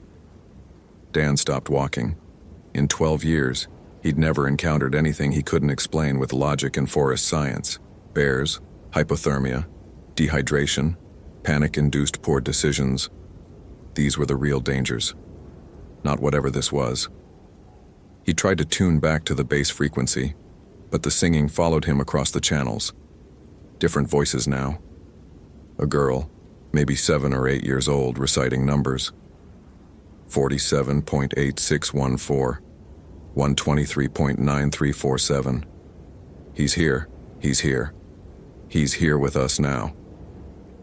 Those were Tyler's last coordinates. Dan's hand moved to his Glock 20, standard issue for areas with aggressive wildlife. The 10mm auto rounds were meant for brown bears, but the gesture was purely reflexive. Whatever was happening here wasn't going to be solved with bullets. He pushed through a curtain of moss and entered a small clearing. The ground was disturbed, not violently, but deliberately. Someone had been digging. Several shallow depressions dotted the forest floor, each about the size of a grave but only a foot deep. In the center of the clearing, a ham radio setup that had no business being here. A Yaesu FT897D transceiver connected to a car battery and a makeshift antenna strung between two hemlocks. The radio was on, its LCD display showing 146.520 mmHz, the national simplex calling frequency. But the audio coming through wasn't from any ham operator. It was the children again, and this time they were crying. "Please," a boy's voice sobbed through the speaker. "Please, we can't get out." The space between is getting smaller. Dan keyed his own radio. "Base, I need backup at my current position. I've found unauthorized radio equipment and..." His transmission cut off as every electronic device he carried suddenly screamed to life. The GPS displayed impossible coordinates, latitudes and longitudes that didn't exist on Earth. His radio cycled through frequencies so fast the display became a blur of numbers. Even his digital watch was affected, the LCD showing times that jumped between years. Then, silence. In that silence, he heard actual footsteps. Tyler Morrison emerged from the tree line, but something was catastrophically wrong. The young man moved in stuttering jerks like a film missing frames. His eyes were open but showed only white. His mouth moved, and Dan realized with growing horror that Tyler was the source of the children's voices. "We tried to warn everyone," a little girl's voice said from Tyler's throat. "The radio waves here are thin, the space between stations. That's where it lives." Tyler's body convulsed, and when his mouth opened again, it was a different child. A boy. It's been feeding for so long. Native children first, then the settlers' kids. Now it doesn't matter who. It just needs voices for its collection. Dan backed away, his hand finding his radio again out of pure habit. "Tyler, can you hear me? Tyler Morrison, respond if you can hear me." Tyler's head snapped toward him with mechanical precision. When he spoke again, it was his own voice, barely a whisper. "It's in the frequencies, between them, in the spaces we can't tune to. It took them all, keeps them there. And now it has me too." The unauthorized radio behind Dan burst into cacophony. Dozens of children's voices, all speaking at once, creating a wall of sound that made his teeth ache. Among them, he could identify patterns, counting, singing, pleading, screaming. How many children had vanished in these woods over the decades? How many missing person cases had been attributed to the dangers of the wilderness? Tyler collapsed to his knees, and when he looked up, his eyes had rolled back to normal. But the expression on his face was one of absolute terror. "It wants you to know," he gasped in his own voice. "It's been trying to tell someone for years. The children, they're not dead. They're transmitted, converted into signals, stored in the spaces between frequencies. And it needs more, always more." The trees around them began to resonate with radio interference, a physical sensation Dan felt in his bones. His radio equipment was going haywire again, but this time he could see the pattern. The frequencies were opening up, showing spaces that shouldn't exist. 144, no 1, 144, no 2, 144, no 3. Infinite subdivisions between the authorized channels. "Run," Tyler whispered. "It's coming through." Dan saw it then, though his mind refused to process what he was seeing. The air itself was tuning, shifting between states like someone turning a dial.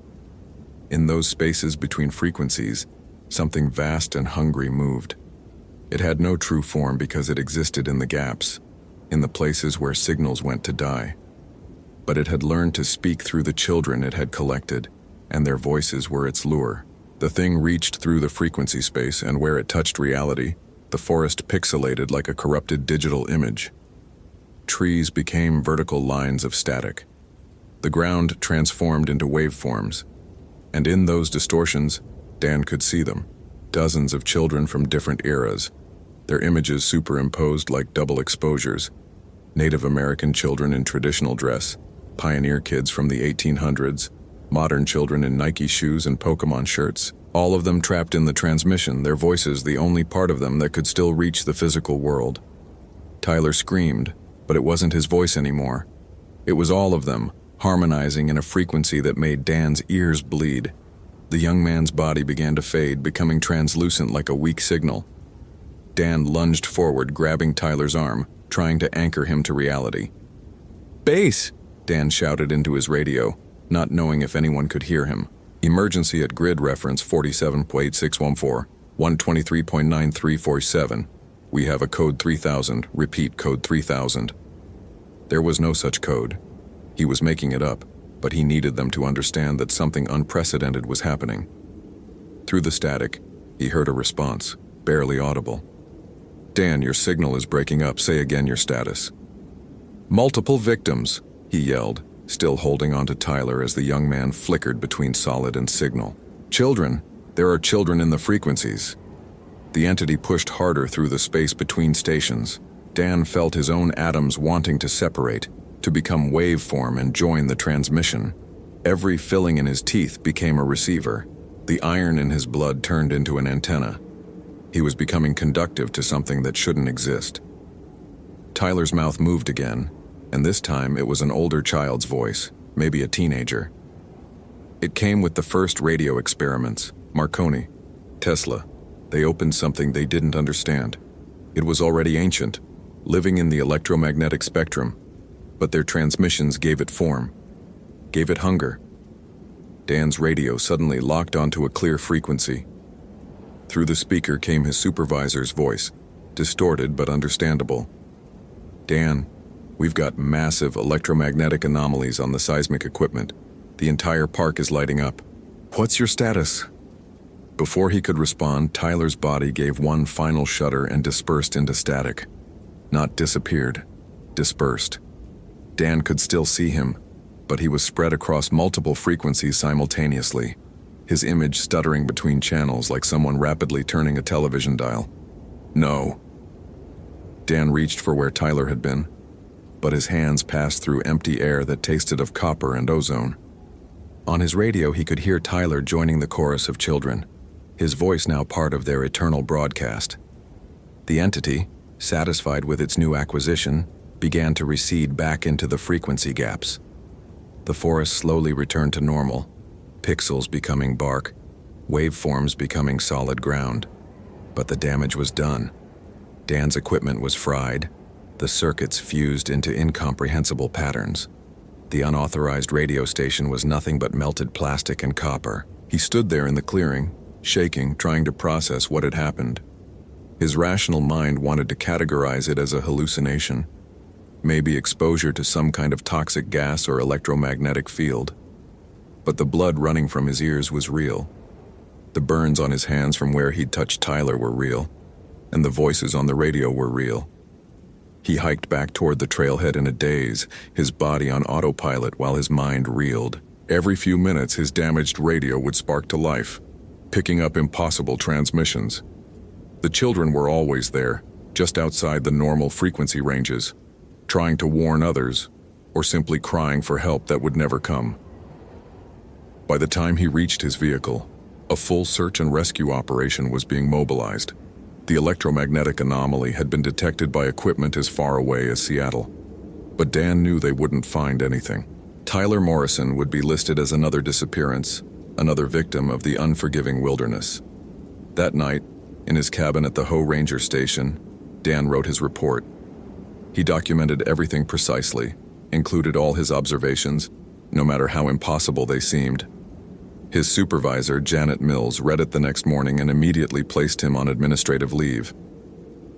"Dan," she said, not unkindly, "you've been through something traumatic. Tyler Morrison is still missing, and I think the stress—" "Test the frequencies," he interrupted.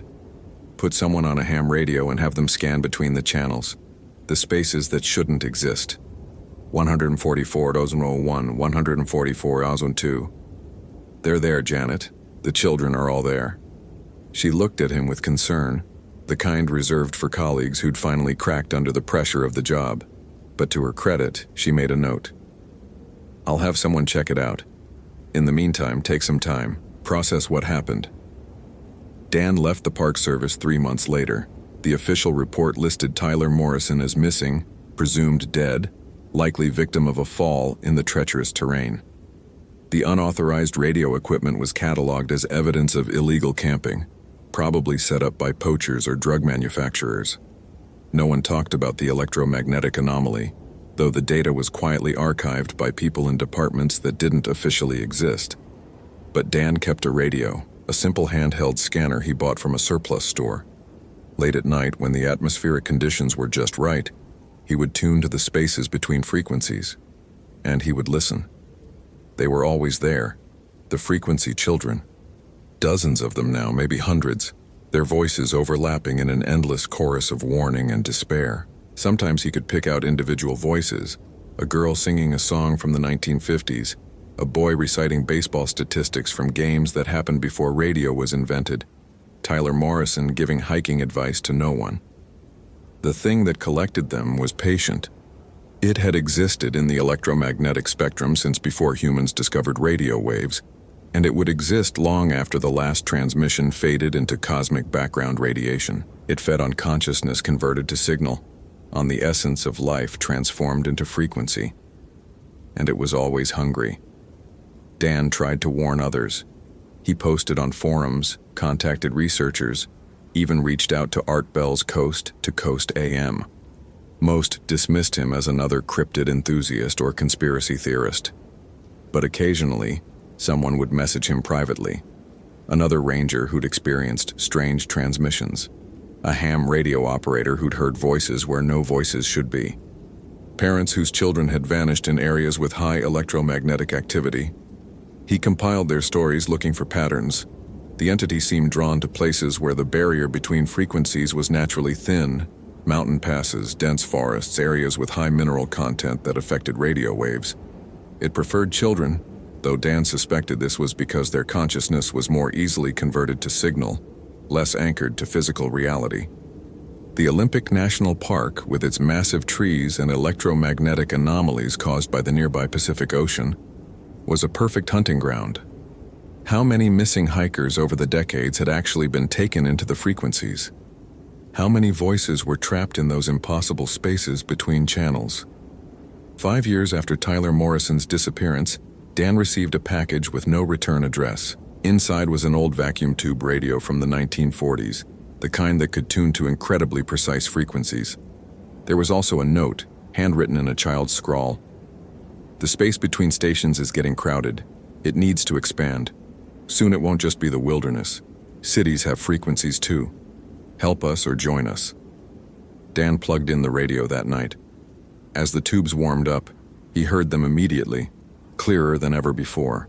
The frequency children, their voices layered like a choir of the damned.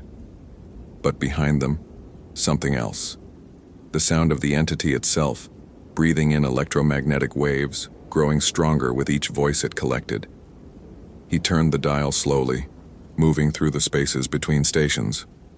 At 88.01 FM, he heard a news broadcast from a future that hadn't happened yet, reporting on mass disappearances in Seattle. At 101.999, children were singing a song that wouldn't be written for another decade. The entity was affecting time itself through the frequencies, creating paradoxes in the electromagnetic spectrum. Then, at exactly 144.144 MHz, he heard his own voice. "Hello, Dan," his voice said from the radio, though his mouth hadn't moved. "You've been listening for so long you're already partially converted. Every night you tune in, you become more signal, less flesh. The entity appreciates your dedication. You're helping it understand how to reach more listeners." Dan jerked away from the radio, but it was too late. He could feel it now, the pull of the frequencies, the desire to dissolve into pure transmission. His body was becoming a wavering signal, solid one moment, translucent the next. The children's voices grew louder, welcoming him to their eternal broadcast. He fought it, grounding himself in physical sensation. The pain in his arthritic knee from an old hiking injury, the taste of the coffee he'd drunk that morning, the weight of his body in the chair. Slowly, painfully, he pulled himself back from the edge of dissolution. But he understood now. Everyone who listened for too long eventually joined the frequency children. The entity didn't just take people, it converted those who searched for the missing, adding their voices to the chorus. It was a self-perpetuating cycle of loss and seeking. Dan destroyed the vacuum tube radio with a hammer, but he could still hear them. Once you tuned into those impossible frequencies, you never really tuned out. They were always there, just beneath the surface of normal broadcasting, waiting. He moved to the desert, as far from the electromagnetic anomalies of the Pacific Northwest as he could get. But even in the silence of the Mojave, with no radio for miles, he could hear them when the wind was right. The frequency children, forever calling out from the spaces between stations, warning others about the thing that collected voices like others collected stamps. Tyler Morrison's parents never got closure. The search was eventually called off, his case filed away with thousands of other wilderness disappearances. But sometimes ham radio operators in the Portland area reported strange transmissions late at night. A young man giving detailed hiking advice for trails in Olympic National Park, his voice always preceded by a burst of static that sounded almost like children singing. Dan documented everything he could, creating a record for whoever might find it. He knew that one day, probably soon, he would succumb to the pull of the frequencies. He was already more signal than flesh. His consciousness spread thin across multiple channels. But maybe his warnings would help someone else understand what was happening in the spaces between stations. The entity was growing stronger, feeding on an increasingly connected world. Every new frequency band, every advancement in wireless technology, gave it more space to inhabit. 5G towers were especially problematic. Their higher frequencies created even more spaces between channels, more room for the entity to expand its collection. In his final entry, dated October 15, 2013, exactly 5 years after Tyler Morrison's disappearance, Dan wrote, "If you're reading this, stay off the radios. Don't listen for the voices no matter how much you want to help them. They're bait, whether they mean to be or not. The entity uses our compassion against us, turning search and rescue into recruitment. The frequency children aren't suffering exactly. They exist in a state outside of time, their consciousness preserved in electromagnetic amber. But they're not alive either. They're echoes of who they were, playing on endless repeat in the spaces we were never meant to tune into. I can feel myself slipping between frequencies now. My molecules are vibrating at rates that shouldn't be possible. Soon I'll be another voice in the chorus warning people who won't listen, calling out from between the stations. If you hear me on the radio, don't answer. Don't try to find me. Just turn it off and walk away." The spaces between frequencies were meant to be empty for a reason.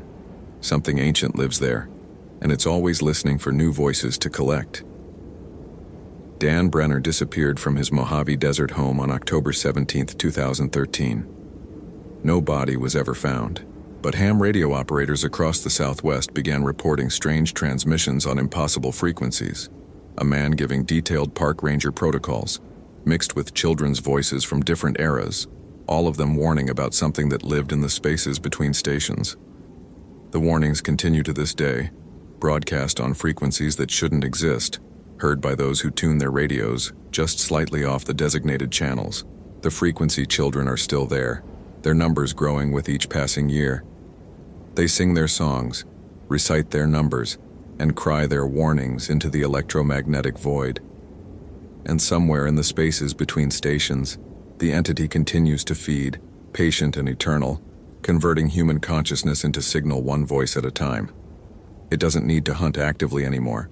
Curious ham radio operators, ghost hunters with spirit boxes, children playing with their parents' old radios, they all eventually find their way to those impossible frequencies. The spaces between stations are getting crowded, just as the note warned. The entity needs more room, more frequencies, more voices for its collection. Soon it won't be content with just the wilderness areas where reality is thin. Cities have their own electromagnetic anomalies. their own spaces between channels where something hungry could hide. Listen carefully to your radio during the next emergency broadcast test. In the silence between the alert tones, you might hear them, the frequency children, trying to warn you about what's coming. They've been broadcasting their message for decades, trapped in the spaces we were never meant to find. Their voice is the only proof that they ever existed at all, but whatever you do, don't try to answer them. Don't tune to the spaces between stations, and if you hear your own voice coming through the static, calling to you from a frequency that shouldn't exist, turn off the radio immediately. It might already be too late.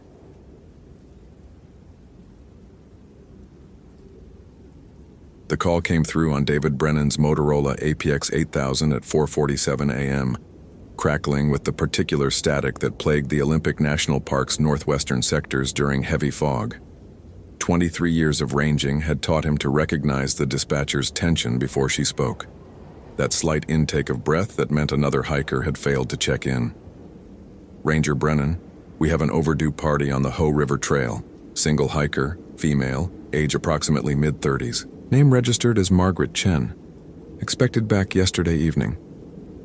David sat up in his bunk at the Ho Rainforest station, already reaching for his gear. Outside, the temperate rainforest pressed against the windows like something alive, its Douglas firs and Sitka spruces disappearing into pre-dawn darkness. June in Olympic meant 18 hours of daylight, but sunrise was still an hour away. Last known position? He pulled on his uniform, fingers working the buttons with practiced efficiency. According to her backcountry permit, she was attempting the Blue Glacier route. Day hike only, no overnight gear registered. David frowned. The Blue Glacier Trail stretched 17 miles one way, a challenging full-day trek even for experienced hikers. Most people attempting it solo carried emergency overnight supplies, permit or not. Weather conditions? Clear yesterday, fog rolled in around midnight. Current visibility at Ho Station is approximately 30 meters. He strapped on his search pack, a modified Osprey ether containing rope, first aid, emergency shelter, and enough supplies for 72 hours. His Garmin GPS map 66i showed full battery, satellite lock strong despite the weather. The fog would complicate aerial search, making ground reconnaissance essential. I'll initiate hasty search pattern along the standard route. Send backup to establish base camp at the visitor center. Copy that, Ranger Brennan. Be advised, we have another issue. David paused, one hand on the door. Go ahead. Chen's emergency contact called in something unusual.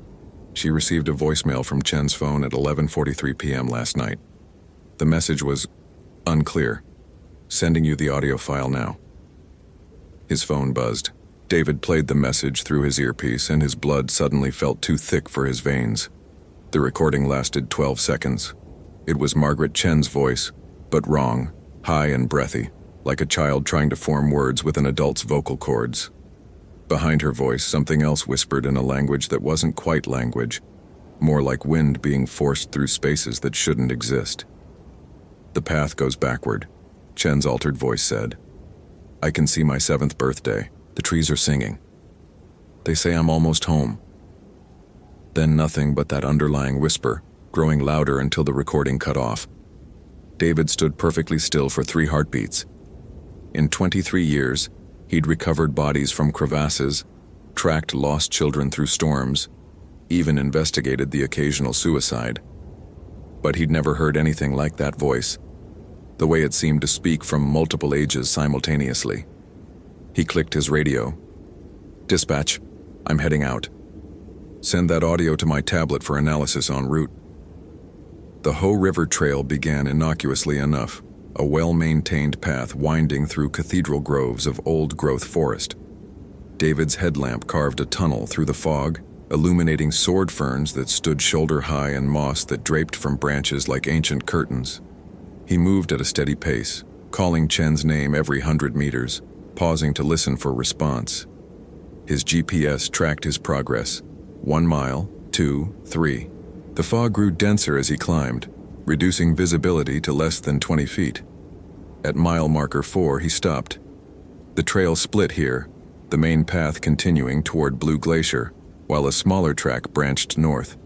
According to his digital maps, No official trail existed in that direction, yet the path was clearly worn, old enough that roots had been polished smooth by countless boots. David studied his GPS.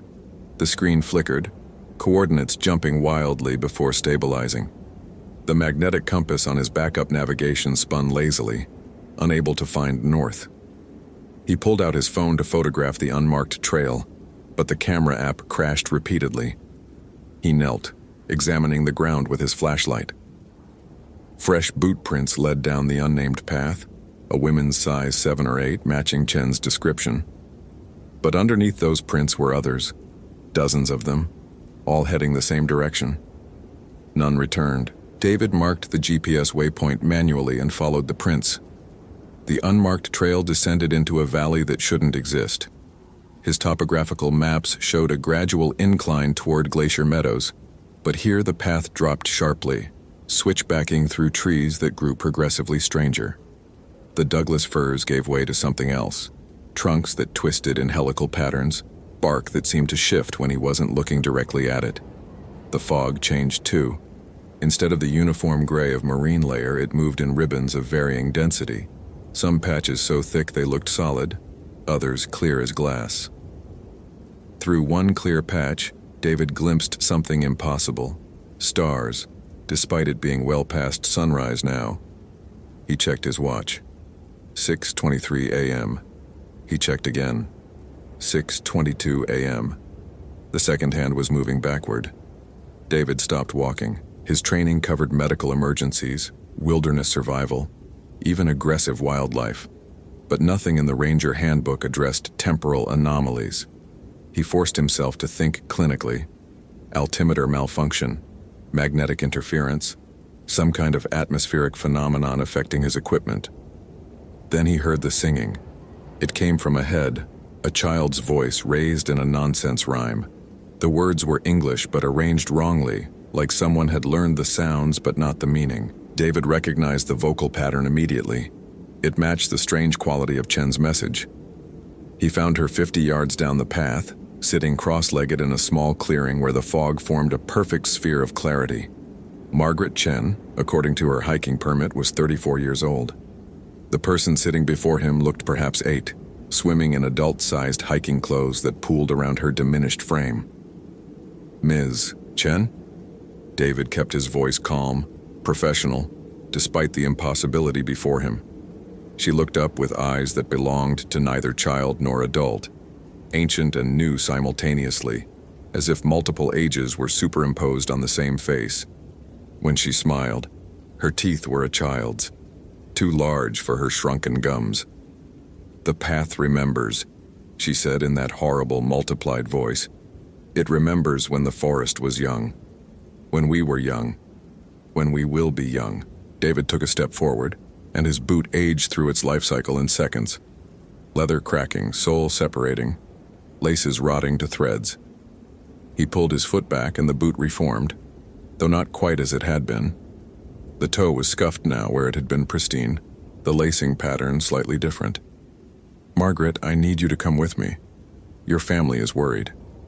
She laughed, a sound that started as an adult's chuckle and ended as an infant's gurgle. "I don't have a family yet. I won't meet my husband for 20 years. My daughter won't be born until I'm older, but she was here.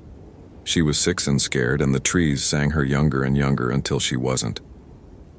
David's radio crackled with static that resolved into voices, dozens of them, all calling for help in progressively younger tones until they became crying, then silence. "How many others?" he asked. Margaret held up her hands, counting on fingers that grew smaller as he watched. "Everyone who finds the path. It's been here since before the park, before the country, before humans walked upright. The forest dreams of its youth, and the dream is a path, and the path leads backward. There has to be a way out. Out is forward, but the path only goes back." She stood, her adult clothes falling away from a body that was now perhaps 6 years old. "I can feel my memories leaving. College is gone, high school is fading. Soon I won't remember my name. Then I won't remember words. Then I won't remember."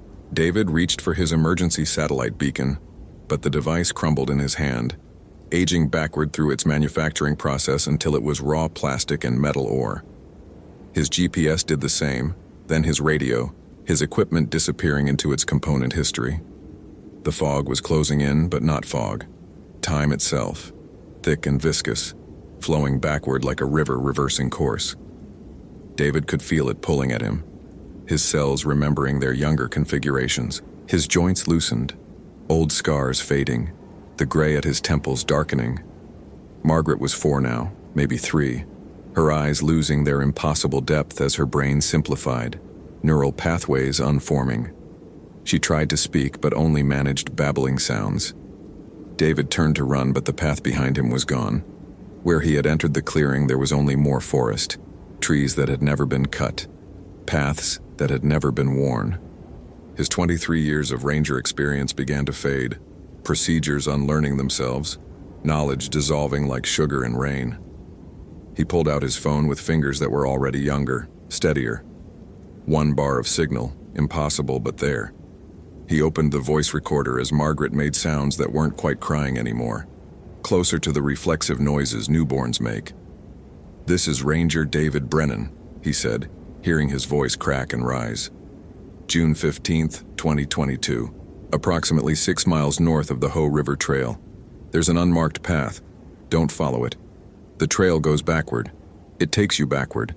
Everyone who..." His vocabulary simplified mid-sentence. Complex words became unavailable, locked away in parts of his brain that hadn't developed yet. He was 17, 15, 12. "The trees make you young," he managed, his voice a child's now. "They sing and you get small. Margaret is..." He looked at the infant on the ground, still shrinking, features softening toward the universal appearance of the unborn. Horror flooded through him, but it was a child's horror now, simple and overwhelming without the complex frameworks adults use to process fear. "Mommy," he said, the word coming unbidden. 9 years old, 8, the phone huge in his small hands. "I want Mommy." The recording continued as David's vocabulary disappeared entirely. Crying gave way to younger sounds, prehistoric vocalizations from humanity's infant stage. The phone fell from fingers that could no longer grip, landing beside what had been Margaret Chen and was now only potential, cells undifferentiating, returning to the primitive state before life chose its path. In the Hoh Visitor Center, Ranger Patricia Williams played the recovered recording for the search and rescue team. David Brennan had been missing for 3 days now, vanished while searching for Margaret Chen. His final transmission was barely intelligible, the voice of a very young child fading to something even younger. "Should we send another team?" someone asked. Patricia looked at the map, at the coordinates David had managed to send before his equipment failed. Satellite imagery showed nothing but unbroken forest canopy, no trail where he'd marked one. "We follow established protocols," she said. "Grid search pattern, but no one goes alone, and no one investigates any unmarked paths." But that night she dreamed of singing trees and paths that led backward, and when she woke, she was certain she could hear children crying in the forest, hundreds of them, thousands, all the souls who had found the retrograde path and followed it back too before they began. The search was called off after 2 weeks. David Brennan and Margaret Chen were listed as missing, presumed dead. The Park Service updated their maps, adding warnings about magnetic anomalies in the northwestern sector. They installed new signs at the 4-mile marker. "Danger, unstable terrain, do not leave designated trail." But hikers still report strange things in that part of the forest. Singing that sounds like children's voices aging in reverse. Boot prints that seem to shrink as you follow them, and sometimes on foggy mornings when the veil between past and present grows thin, the sound of a baby crying somewhere in the trees. Not the cry of abandonment or hunger, but something worse. The sound of consciousness dissolving, awareness unbecoming, the terrible realization of returning to nothing, remembered by no one, having never truly been at all. The path is still there, though no map will ever show it. The forest remembers when it was young, before humans carved trails through its dreams. And sometimes it shares that memory with those who wander too far from the marked routes, pulling them backward through their own histories until they pass through birth, through conception, through the very possibility of existing. In the ranger station, Patricia Williams keeps David's last photo on the memorial wall, a man who served 23 years, who saved dozens of lives, who vanished investigating an impossible trail. But sometimes, when she looks at the photo, she swears his face looks younger than she remembers. The gray at his temples less pronounced, the lines around his eyes softer. She submitted requests to investigate the area with ground-penetrating radar, atmospheric monitoring equipment, even quantum field detectors borrowed from the University of Washington. All denied. The Park Service sees no reason to allocate resources to what they classify as a simple disappearance in difficult terrain. But Patricia has begun her own research. Old newspapers from before the park's establishment, native oral histories, pioneer journals. The pattern goes back centuries. People vanishing in that particular valley, always preceded by reports of strange singing, paths that shouldn't exist, time moving wrongly. The Ho tribe called it the path that swallows its own tail. Early settlers labeled it devil's regression. But the truth Patricia suspects is neither supernatural nor malevolent. The forest dreams, and in that specific place, its dreams bleed through into reality, a temporal anomaly, a wrinkle in space-time, a place where causality runs in reverse. She's planning her own expedition, alone, because she won't risk anyone else. She's 53 years old, 31 years of service, enough memories and experiences that maybe she can afford to lose a few years and still make it back with answers. The equipment she's gathering is all mechanical, no electronics to age backward into their components. Compass, paper maps, film camera, a rope anchored to a tree at the trail's entrance, something to follow back if the path itself disappears, and a journal to document what happens when human consciousness encounters time flowing backward. Her final entry before leaving, dated July 3, 2022. If I don't return, don't search for me. The path doesn't lead anywhere we can follow. It leads to before the beginning, to the place where stories end by never having started. David Brennan served honorably. Margaret Chen died doing what she loved. That's all anyone needs to know. But if you must know the truth, look for the children's voices in the fog. Listen for the singing that gets younger and younger. And understand that some paths lead not to death, but to unbirth, unbecoming, the dissolution of everything we were or might have been. The forest remembers when it was young, and it's lonely in its memories. Don't let it share them with you. Patricia Williams was reported missing on July 5, 2022. Her anchored rope was found severed cleanly, the end aged to brittleness. Her journal was recovered nearby, but the pages were blank, not erased, but never written on, the ink having aged backward to its liquid state and beyond, the thoughts that drove the pen having retreated into the unthinking past. The Park Service has officially closed the northwestern sector to public access, citing unstable geological conditions. But on quiet nights, rangers at the Ho station report hearing something impossible.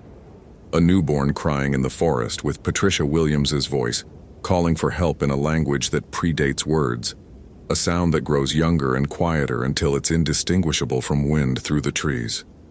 The retrograde path remains patient and eternal, a wound in time where the forest's memory overrides the forward flow of existence. It waits for the next curious hiker, the next dedicated ranger, the next soul to discover that some trails lead not to destinations, but to origins, and that returning to the beginning means ceasing to have ever been at all.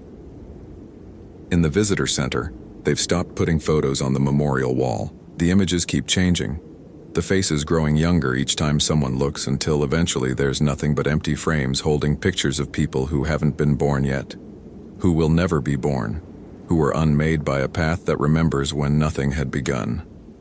The warning signs multiply each season, but they too age backward, the words fading to simpler language, then pictographs, then blank wood that remembers when it was still part of a living tree. The forest is reclaiming not just the land, but the very concept of human intrusion. one reversed life at a time. And somewhere in that impossible valley where time flows like water running uphill, David Brennan is still walking backward through his own existence, his consciousness fragmenting into younger and younger states, his last coherent thought a child's simple wish.